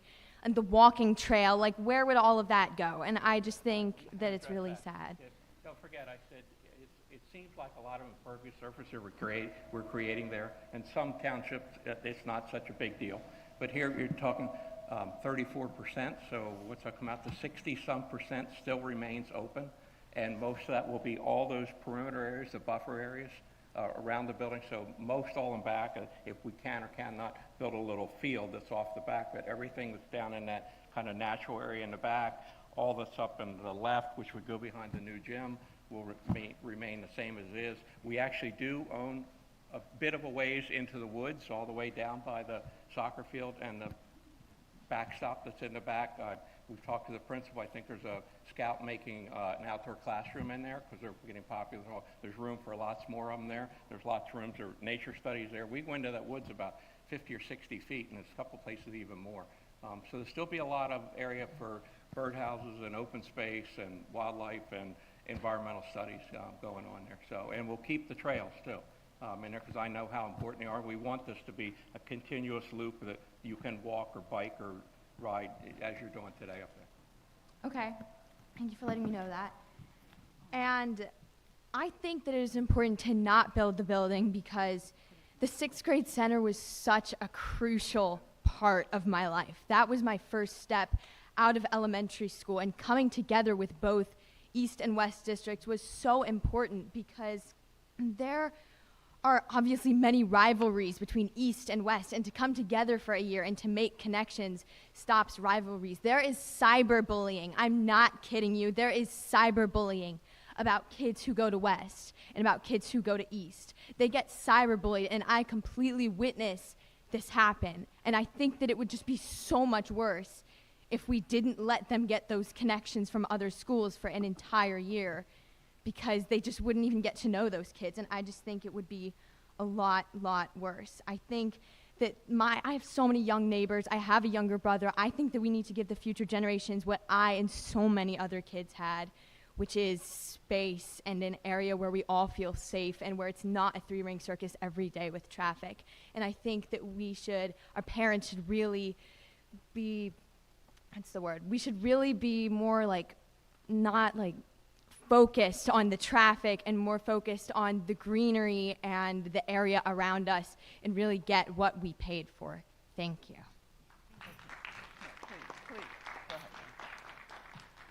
Thank you very much. My name is Matt Wendell, and my wife and I, our backyard backs up to Roaming Road. We have a 1-year-old and a 3-year-old son. And I'm going to keep this very brief because we're already so far over, but obviously, as you all know, when you take an oath to join a board, you have 3 fiduciary duties. That is of care, loyalty, and obedience. The duty of obedience, I'm not worried about. The duty of care, I feel, has obviously been thrown out the window tonight based on everything we've seen, the traffic studies, the new superintendent, and no disrespect, Dr. Lunardi. But to put it in the terms of elementary school, we're shoving a square peg into a round hole. There's no need to rush this through at all. Ms. Bertone, you've been phenomenal, and I think everybody here echoes exactly what you talked about. There's no need to rush this through, and I think that you're absolutely breaching your duty of care as a board member if you rush this through and you rush this vote through. The second question that I had was the duty of loyalty, and Mr. Donatelli, perhaps you can help me out here. Has everybody been checked into with regards to all the board members regarding any of the West Bradford township members and any conflicts of interest or anything like that? I just want to make sure that the diligence had been done. Again, my family and I strongly oppose this. I think I can't even imagine how you root for this, so thank you.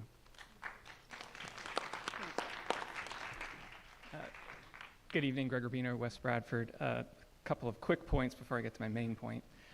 Lisa Sayre spoke earlier about the busing scenario and suggested adding a couple of buses to address the 6th graders from West Bradford going up to Marsh Creek. And 1 or 2 buses could make a big difference to reducing that travel time, and the response was there aren't any bus drivers available.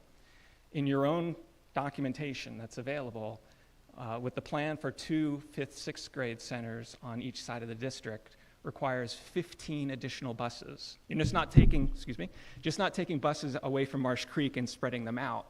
You now are sending 5th graders all around the district instead of to their local neighborhood schools. So that's 15 more buses, according to your own documentation. What do you mean by that? Instead of... No, the elementaries would be we would be splitting them to each 5, 6. So I'm confused about what you're saying.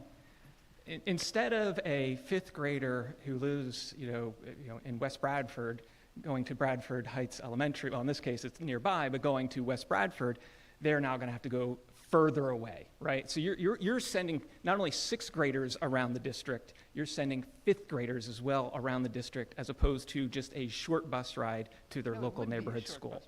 I'm not following you. If the 2, 5, 6 centers would be a shorter bus drive. But not for everyone.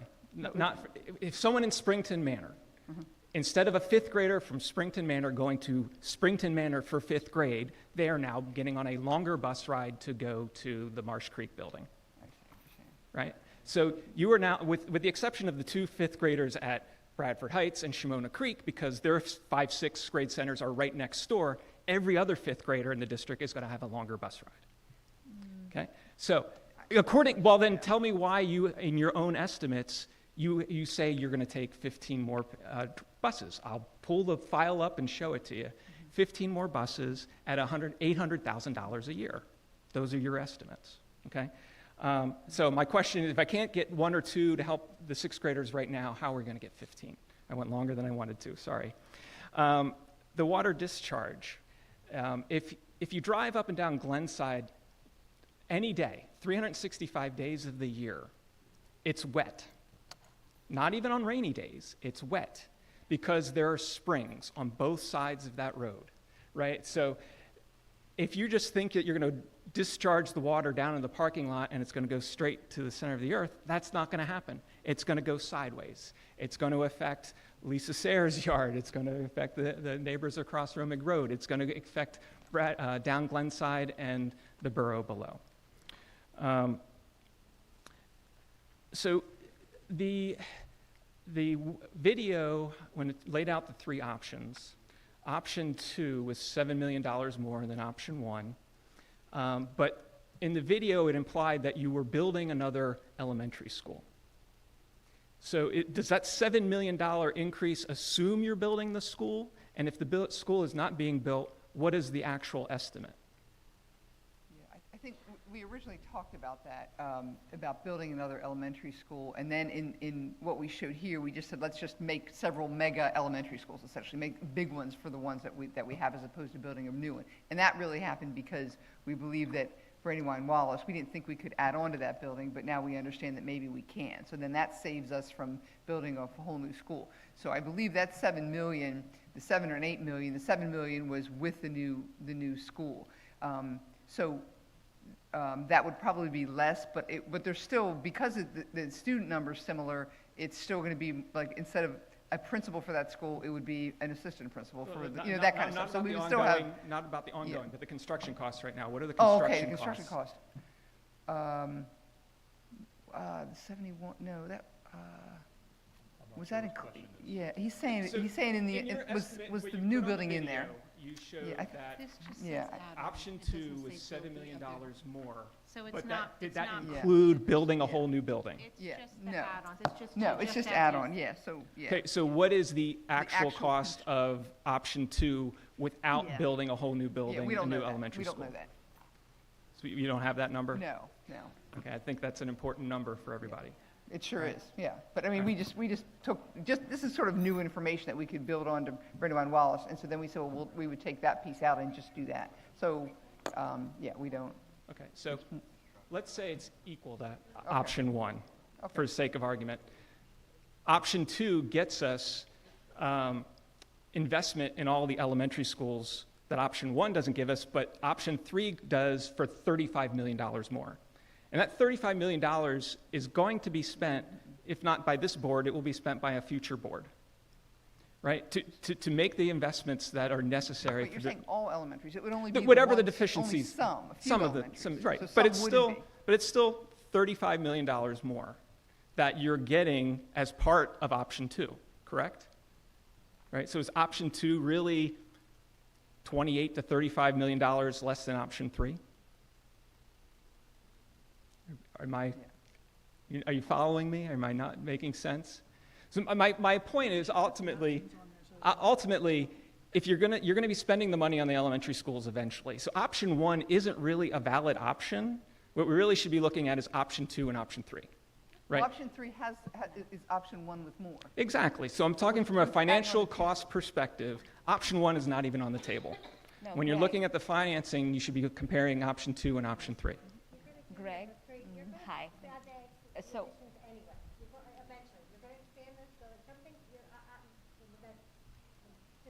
So, you know, as somebody who moved into Upper Euclid Township 17 years ago, my biggest worry is by doing, I mean, by the end of it, the numbers need to make sense to me, okay? So I'm with you now. I'm just gonna be an audience and just tell you that option 2 is more a Band-Aid approach. Now again, all of us are saying we need something long-term. So if by expanding Beaver Creek, Lineville, Bradford Heights, and West Bradford, you're probably going to address the numbers in the next 4 or 5 years. I don't think we're addressing really full-day kindergarten. We're not addressing long-term plans of how it's going to play out in the next 10 years. And if you've been in Downingtown for too long too, I know that, with the emails and stuff we exchange.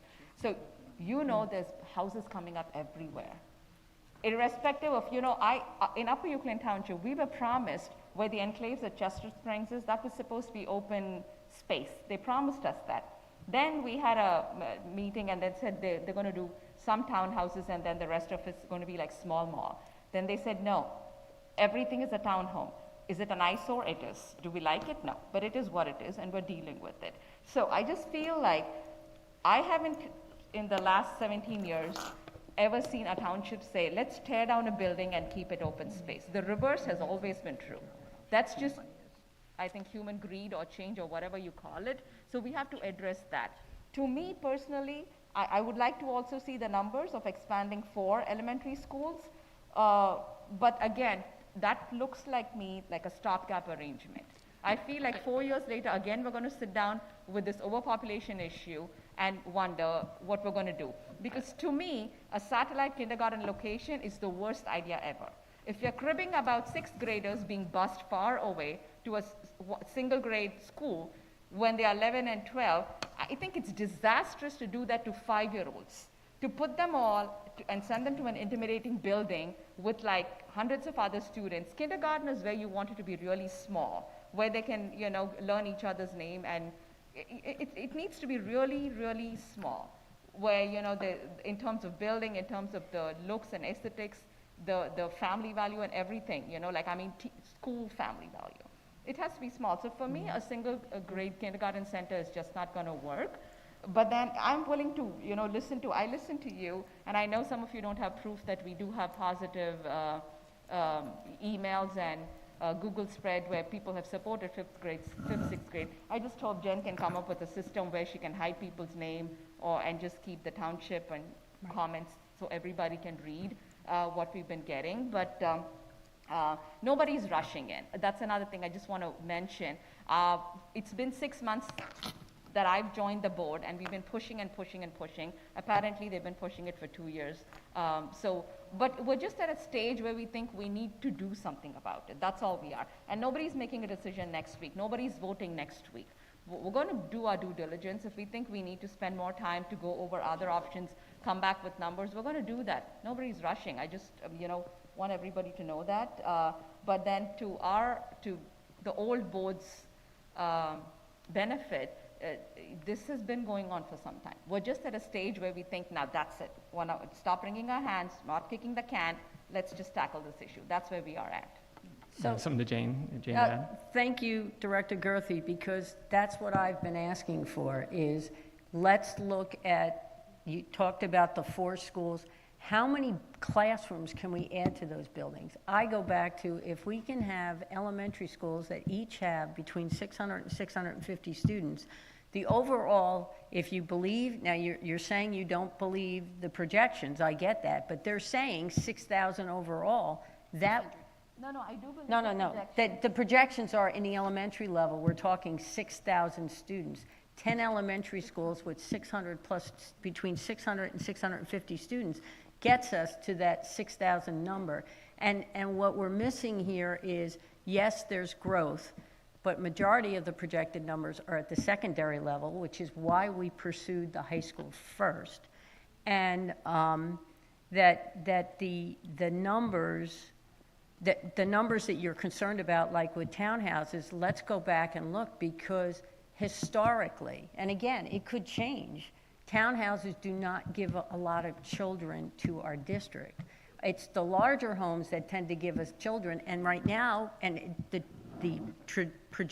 trajectory has been, it's at the secondary level, because it's second homes for people. Yeah, I mean, I just have to say one more thing. Is, you know, when I moved in here 17 years ago, young families can only afford a townhome.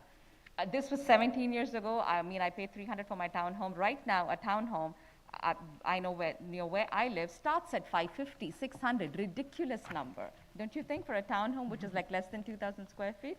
But that's where we are. And that's all you can afford for young family, and that's where we typically, you know, have a kid or 2 or whatever before you saved enough and moved on. I mean, I'm not sure. It's my job to question, but it's not my job to question somebody else's job. I trust that Future Think, or the other company who did the demography study, has more expertise than me, and that they're being fair. I will take it with a plus or minus 5% margin of error. But I'm not going to discount it completely and say that we need to start over the number. I think we've spent enough money and time doing that study. So I'm been staying up here a long time. I want to try to get through my other questions. I appreciate your comments. I guess I think if the administration put enough time and effort, or as much time and effort into exploring option 2, you could certainly find enough capacity with the expansions that we need, so it's not a Band-Aid approach. So back to the finance questions now. Again, using your own numbers, and when you estimated the ongoing staffing on an annual basis of option 1 and 3 being the same versus option 2, option 1 and 3 was $1.1 million more than option 2. Those are your numbers. Okay?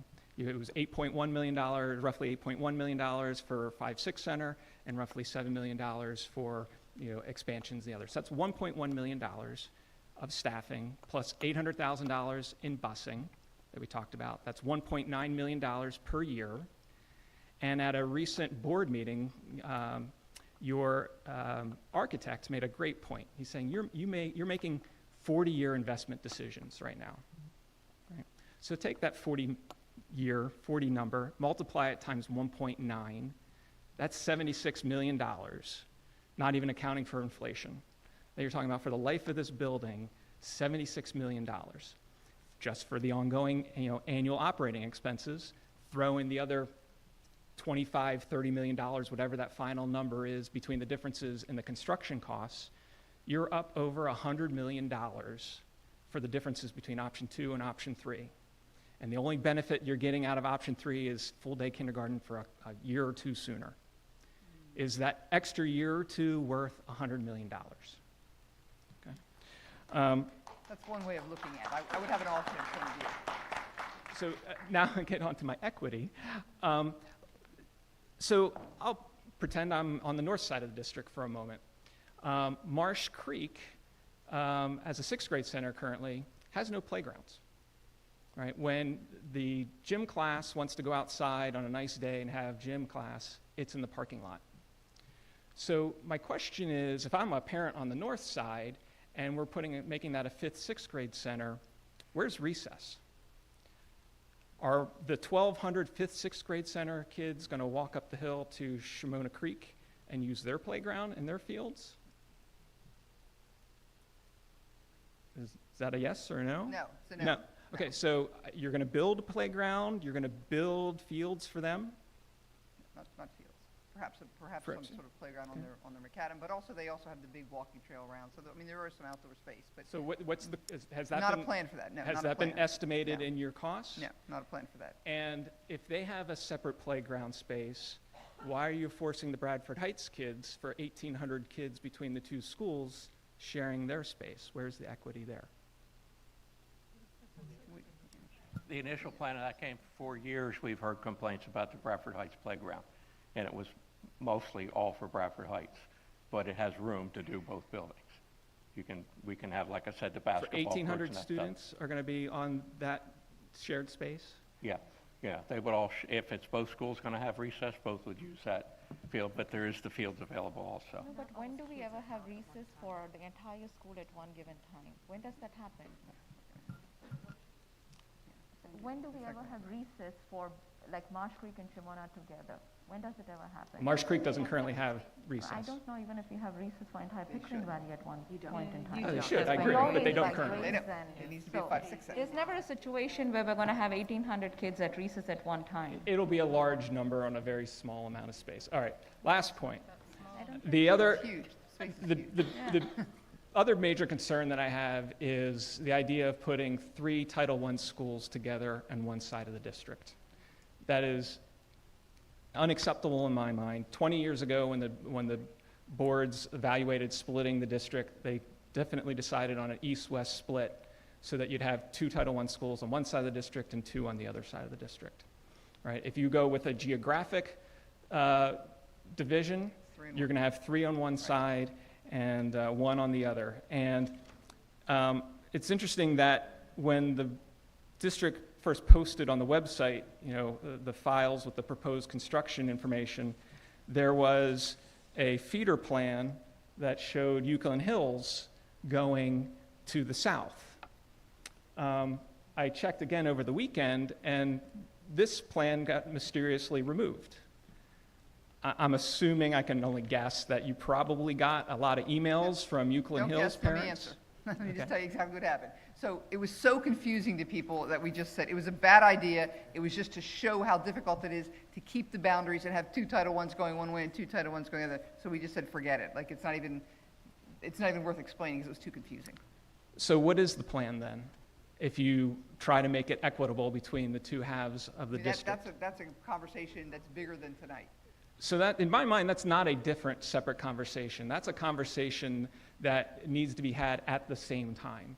Because if you're saying that all or half or part of Euclid Hills is moving one way or another, then those parents are going to say, oh, I would prefer option 2 if I knew that I was not going to have to move to another part of the district. I think that is completely unacceptable to say they are two separate discussions. It's like saying, I'm going to... I think the close geographic one is the one that I think makes the most sense. But So it's inequitable from a Title I perspective. if you think that's important. I do. Okay, And I so you think do. that's a discussion that we should have Yeah. before you decide on the I building, don't think not that should happen after. before. I mean, It's like saying, I'm going to start a fire and then later ask how to, for advice on how to put it you out. got to jump in somewhere. You I got to think decide something. if Like, you- we if- can't not make any decisions because because they all No, have to line up. no, I think that it's not so much about where a Title I school is, but the resources that they receive. And I'm just going to say that. Sure, and it's interesting that the two plans that you took the Euclid Hills one out, but you left the other one in, that then split up 4 schools, right, to divvy them up. But the end result that you ended up putting more Title I school kids in the lower half than the original The point of that north-south was was. just to say, if we wanted to disregard the boundaries, we could do it another way. We may or may not want to do that. It was just to show that we can follow the boundaries or we don't have to follow the boundaries. That's all it was for. But I think that's an important discussion to have if It you're is. going to decide on a 5th grade, 6th grade center. It needs to be done together because I don't want to have to live with the results after the fact, right? And other parents won't either, right? You are going to get complaints from the people who aren't complaining now. They will complain in the future There's always when it's complaints, always. too late. Always. But if you put all the facts on the table and then let people comment, then you'll get a true picture. Well, I think that's what we did, though. We put stuff out there to say, tell us what you think about it. That's why we're here. Okay. All right. So then, So you would like the Title I schools to be balanced. So thank you for that. That we know how you feel. okay. And I would like to see the plan for how they will be divided up to achieve that, because I think that dividing line is important to parents to know where their kids are going to go. I also think the community should be aware that that's a potential effect of the current plan, because, again, having been here 30 years and the split between East and West, this community was sending a message when they did it.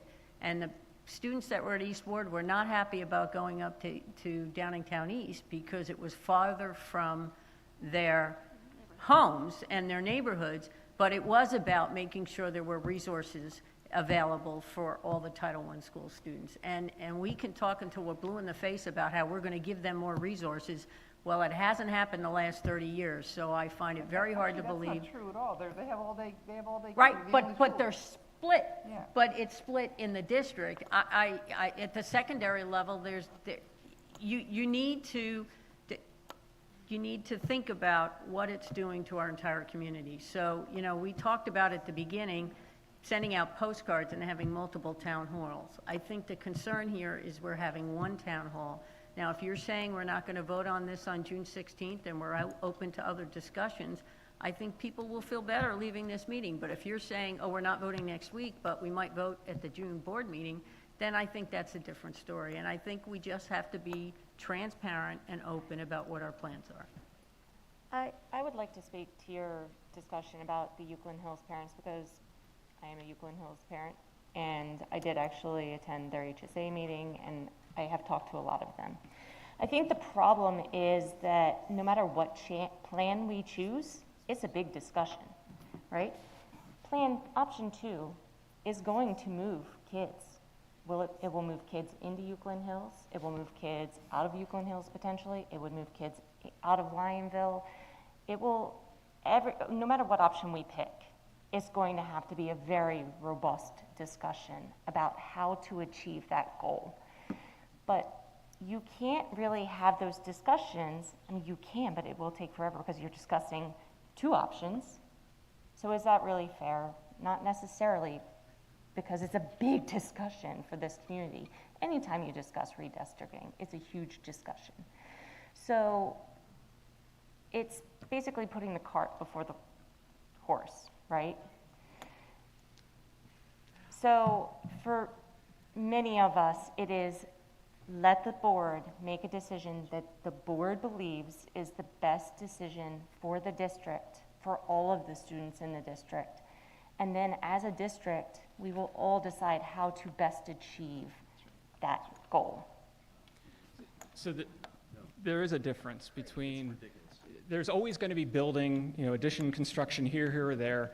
As we know, over the years, every 5 to 10 years, you're going to have to shuffle the boundaries between the elementary schools. That is inevitable. Even if you go with the 5th, 6th grade center, that will eventually happen, right? But what we're talking about here is a fundamental shift in the paradigm of Downingtown School District.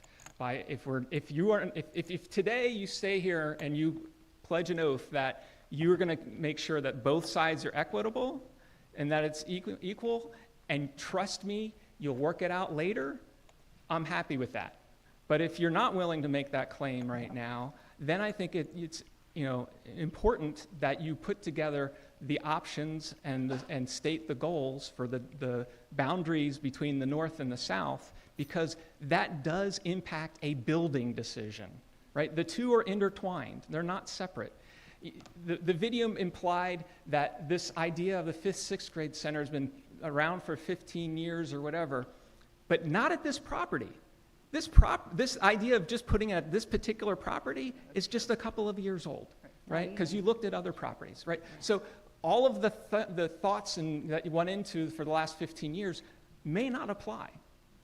Okay. I took enough time, sorry. Thank you. All right, go ahead.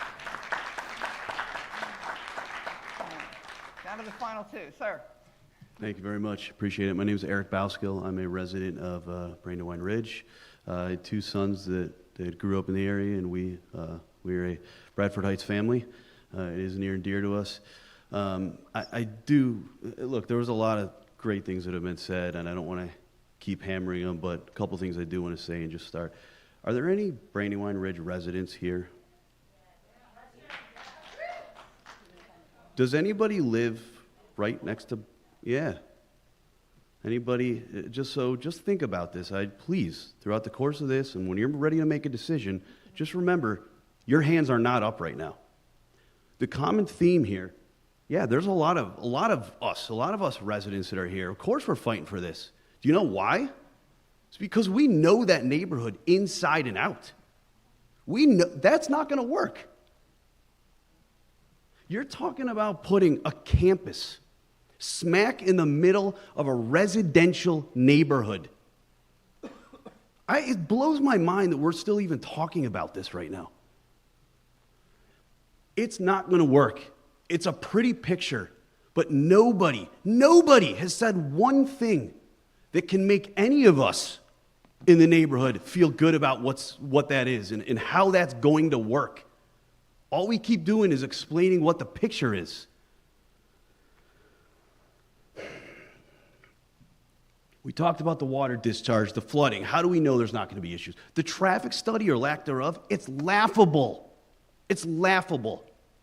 Anybody that's been in Brandywine Ridge, that's been up and down Romig every single day of their lives, it's not going to work. The only way you can do that is to widen Romig Road. Are you going to cut into my property now to do that? Are you going to remove the sidewalks that people walk up and down with their families and their dogs as they're going sledding, which is in an area that now says 2-story school? How is this going to work? How are you going to be able to tell the residents of Brandywine Ridge that they don't have to now wake up 30 minutes earlier just to get out of their neighborhoods? This area was never designed and is not designed to have a campus sitting on it with 1,200 extra kids. In that type of a building, that type of a structure. The bottom of Romig Road, the traffic lights that would be needed, tell us how there's not going to be accidents left and right on both ends. They haven't put up a traffic light yet. And maybe there's reason behind it, but you're saying, oh yeah, well, that would be necessary. Good luck. Good luck on the other side, by Glenside, where it's hard enough to not get into an accident when there is no traffic. Now we're going to add 1,200 kids and say everything's going to be okay. We'll make the best decision we think is going to work and then try to make it work. Folks, it's a bad idea. It's a horrible idea. And you please listen to us that live in the neighborhood and know this place inside and out. It's not something that's going to work in that neighborhood, not without destroying a neighborhood and causing pain. And for the folks that vote yes, I'll sit and draw a picture of a 2-story building with 1,800 kids that are going to be in their backyard and tell them that we think we can make it work. And let's see how they react to that. We know the neighborhood. It's not going to work. I appreciate your time. Ma'am, go ahead. Last one. Okay. Finish up. Bring it home. Last but not Bring it least, home. right? So I speak in support of Bradford Heights, but I'm here to speak about Euclid Hills. Yes, that option was removed. Yes, we have feedback too. And I said that I supported a fifth grade center. I don't support it here. It just doesn't make sense. That is not why I'm here today. I'm here to speak for Euclid Hills and for my children. More than anything, I'm a mother. I have a daughter in 9th grade, and I have a daughter in 7th grade. They just lost their father. Makes life much more complicated. But the mental health is a concern across the country. It's a concern for our children. We put signs up in our yard, we say it matters. What we're not talking about here is, I know that it's important to have full-day kindergarten, but you know what, I did pretty darn well, I didn't have it. How many of you had full-day kindergarten? I'm not sure they did, and I think we all did pretty well. I'm a little more concerned about the kids who are searching up suicide, who are gonna be impacted by the redistricting that is done here. And if we don't talk about it now, there's gonna be a ramification. How am I gonna tell my daughter, you've gone to school with kids for 10 years. Guess what? Too bad for you. You're gonna graduate over here now. You didn't go to school with these kids, you don't know them, you just got established. But guess what? You're gonna graduate in a different school. You're gonna have to start all over. When you should be enjoying the last years of your schooling, you don't get that chance because they redistricted. We can't make a decision purely based upon the elementary schools. It's bigger than that. I moved in 4th grade, I moved in 10th grade. You know what hurt? It was 10th grade. It wasn't 4th grade. And I'm not taking away the impact to the younger children, but they're not the ones killing themselves. It's the older kids. My daughter changed in 9th grade. Actually, well, she changed back in 7th grade. Now she's in 9th grade. She's drowning. She's having a horrible time. The kids in this school, Title I or not, they're not nice. I'm sorry. They pick on her because they don't have enough seats for their friend group. So she has to go stand in a corner so that they can have a seat, so they leave her alone. Moving kids in middle school and high school needs to be part of this decision. You can't tell them that all of a sudden, well, we're making a change in 2006. And oh, by the way, now that the lines are here, you're not in East anymore. Now you're in West. Nobody's talking about it. I don't understand why. You know, I don't think a kindergarten center is a good idea, but changing the older kids isn't either. And you need a plan of how you're gonna, if you're gonna redistrict at the elementary school, maybe you have to do that. I can't speak to that. I can speak to what my children are facing and what I personally went through and what I'm watching them go through. And I don't want any other kid to have to go through that. It's horrible. What they're going through is horrible. It can be devastating. And I mean, I just feel like if we truly believe, like, I don't want to lose my daughter. Do you want to lose one of your children? Your friends' children? I don't think so. I don't think any one life is worth it. So I don't care whether it's you're talking about moving my child when they're in 11th grade or 12th grade, or my neighbors, or my friends, or my cousins. I don't think one life is worth it. I'll pay for an extra school, I'll pay for an extra bus, I'll take another job to do it. Anything I have to do to keep my child in the district that they've grown up in. I just moved and paid the COVID price to keep them in the district. There's a reason for that. And the same reason that all the Bradford Heights families feel they have a lot of really good points. They have my support. They would have my vote. The paper didn't do it justice. I didn't understand what the implications were here just by looking at the chart you gave me, but I understand it now. And I think that if people understand and think about the ramifications to saying, hey, by the way, you're class of 2026, but if you went to Euclid Hills, you're not at East anymore. Now you're at West. So don't tell me that you're going to separate these decisions. They're not separate decisions. And if you're making a decision, make it very clear what grade level it's impacting. If your discussion is only about elementary school, fine. But you better have a solution for the kids. You can't just say, oh, by the way, you're in high school and we're just going to move you because it makes geographical sense. We don't just bus kids around. It didn't work in the 70s. Why in the world do you want to bus them around now? Equity is you buy and you live in a community. You're a part of that community. You don't stick them on a bus and go school them somewhere else. It's not a good idea. It shouldn't be a solution. One of my neighbors couldn't be here tonight, but their point was, where you have the growth, where you have the need, build it, modify it, do it there. Don't come over here to Euclid Hills. We're established, and we've been here for years. And by the way, already went through redistricting and had to live through the construction, okay? Don't go and do it again. It's not fair to the kids. We're not part of West, and it's no offense to West. I think West is very beautiful. I'm very familiar with Bradford Heights and the roads around it. I love that school. My kids played at that playground. We had friends near there. I love it. We didn't go there, but we're not part of West. We play with LYA. We went to Lineville Elementary. Everything we do as a community we're part of Euclid Township. We're not part of Bradford Heights. I like Bradford Heights, but we're not part of it. We don't live there. So don't put us on a bus and drive us over to a different school. It's wrong. And whatever plan you come up with, again, I don't think it's check a box. We have full-day kindergarten. We're a great school district with or without it. Our kids will do well with or without it. I don't think you have good solutions. I don't think they're forward-thinking. I don't know who you paid for it, but I wouldn't pay them again. Please listen to the community. We have very valid points. Whatever plan you make, whatever impact it has to the middle school and the high school, don't take those kids, rip them away from their friends when they need them most, or when they finally have their feet on the ground, when they're about to go into 11th grade, and stick them on a bus and stick them in another school. Don't do that to them. We're not going to do that. Well, if you change the feeding pattern for the middle and the high school, when it goes to 2026 and all of that changes, if you don't change it, then you're telling me and all of the district that we are going to change the elementary feeder pattern, but we are not in any way, shape, or form going to change the patterns. You can't do that, because if you change Euclid Hills, you change LMS and you change East. Euclid Hills wasn't in the conversation.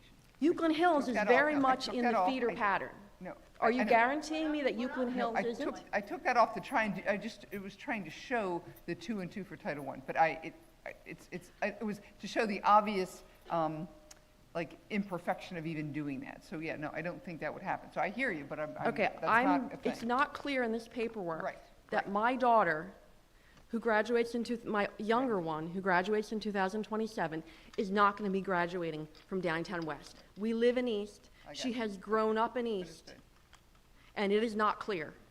And anything that puts her mental health at risk, that takes away what should be some of the best years of her high school, of her pre-adulthood experience, and puts her at risk or any other child in this district, I'm opposed to. And I will rally every parent I have to stop that from happening. Because every student life matters.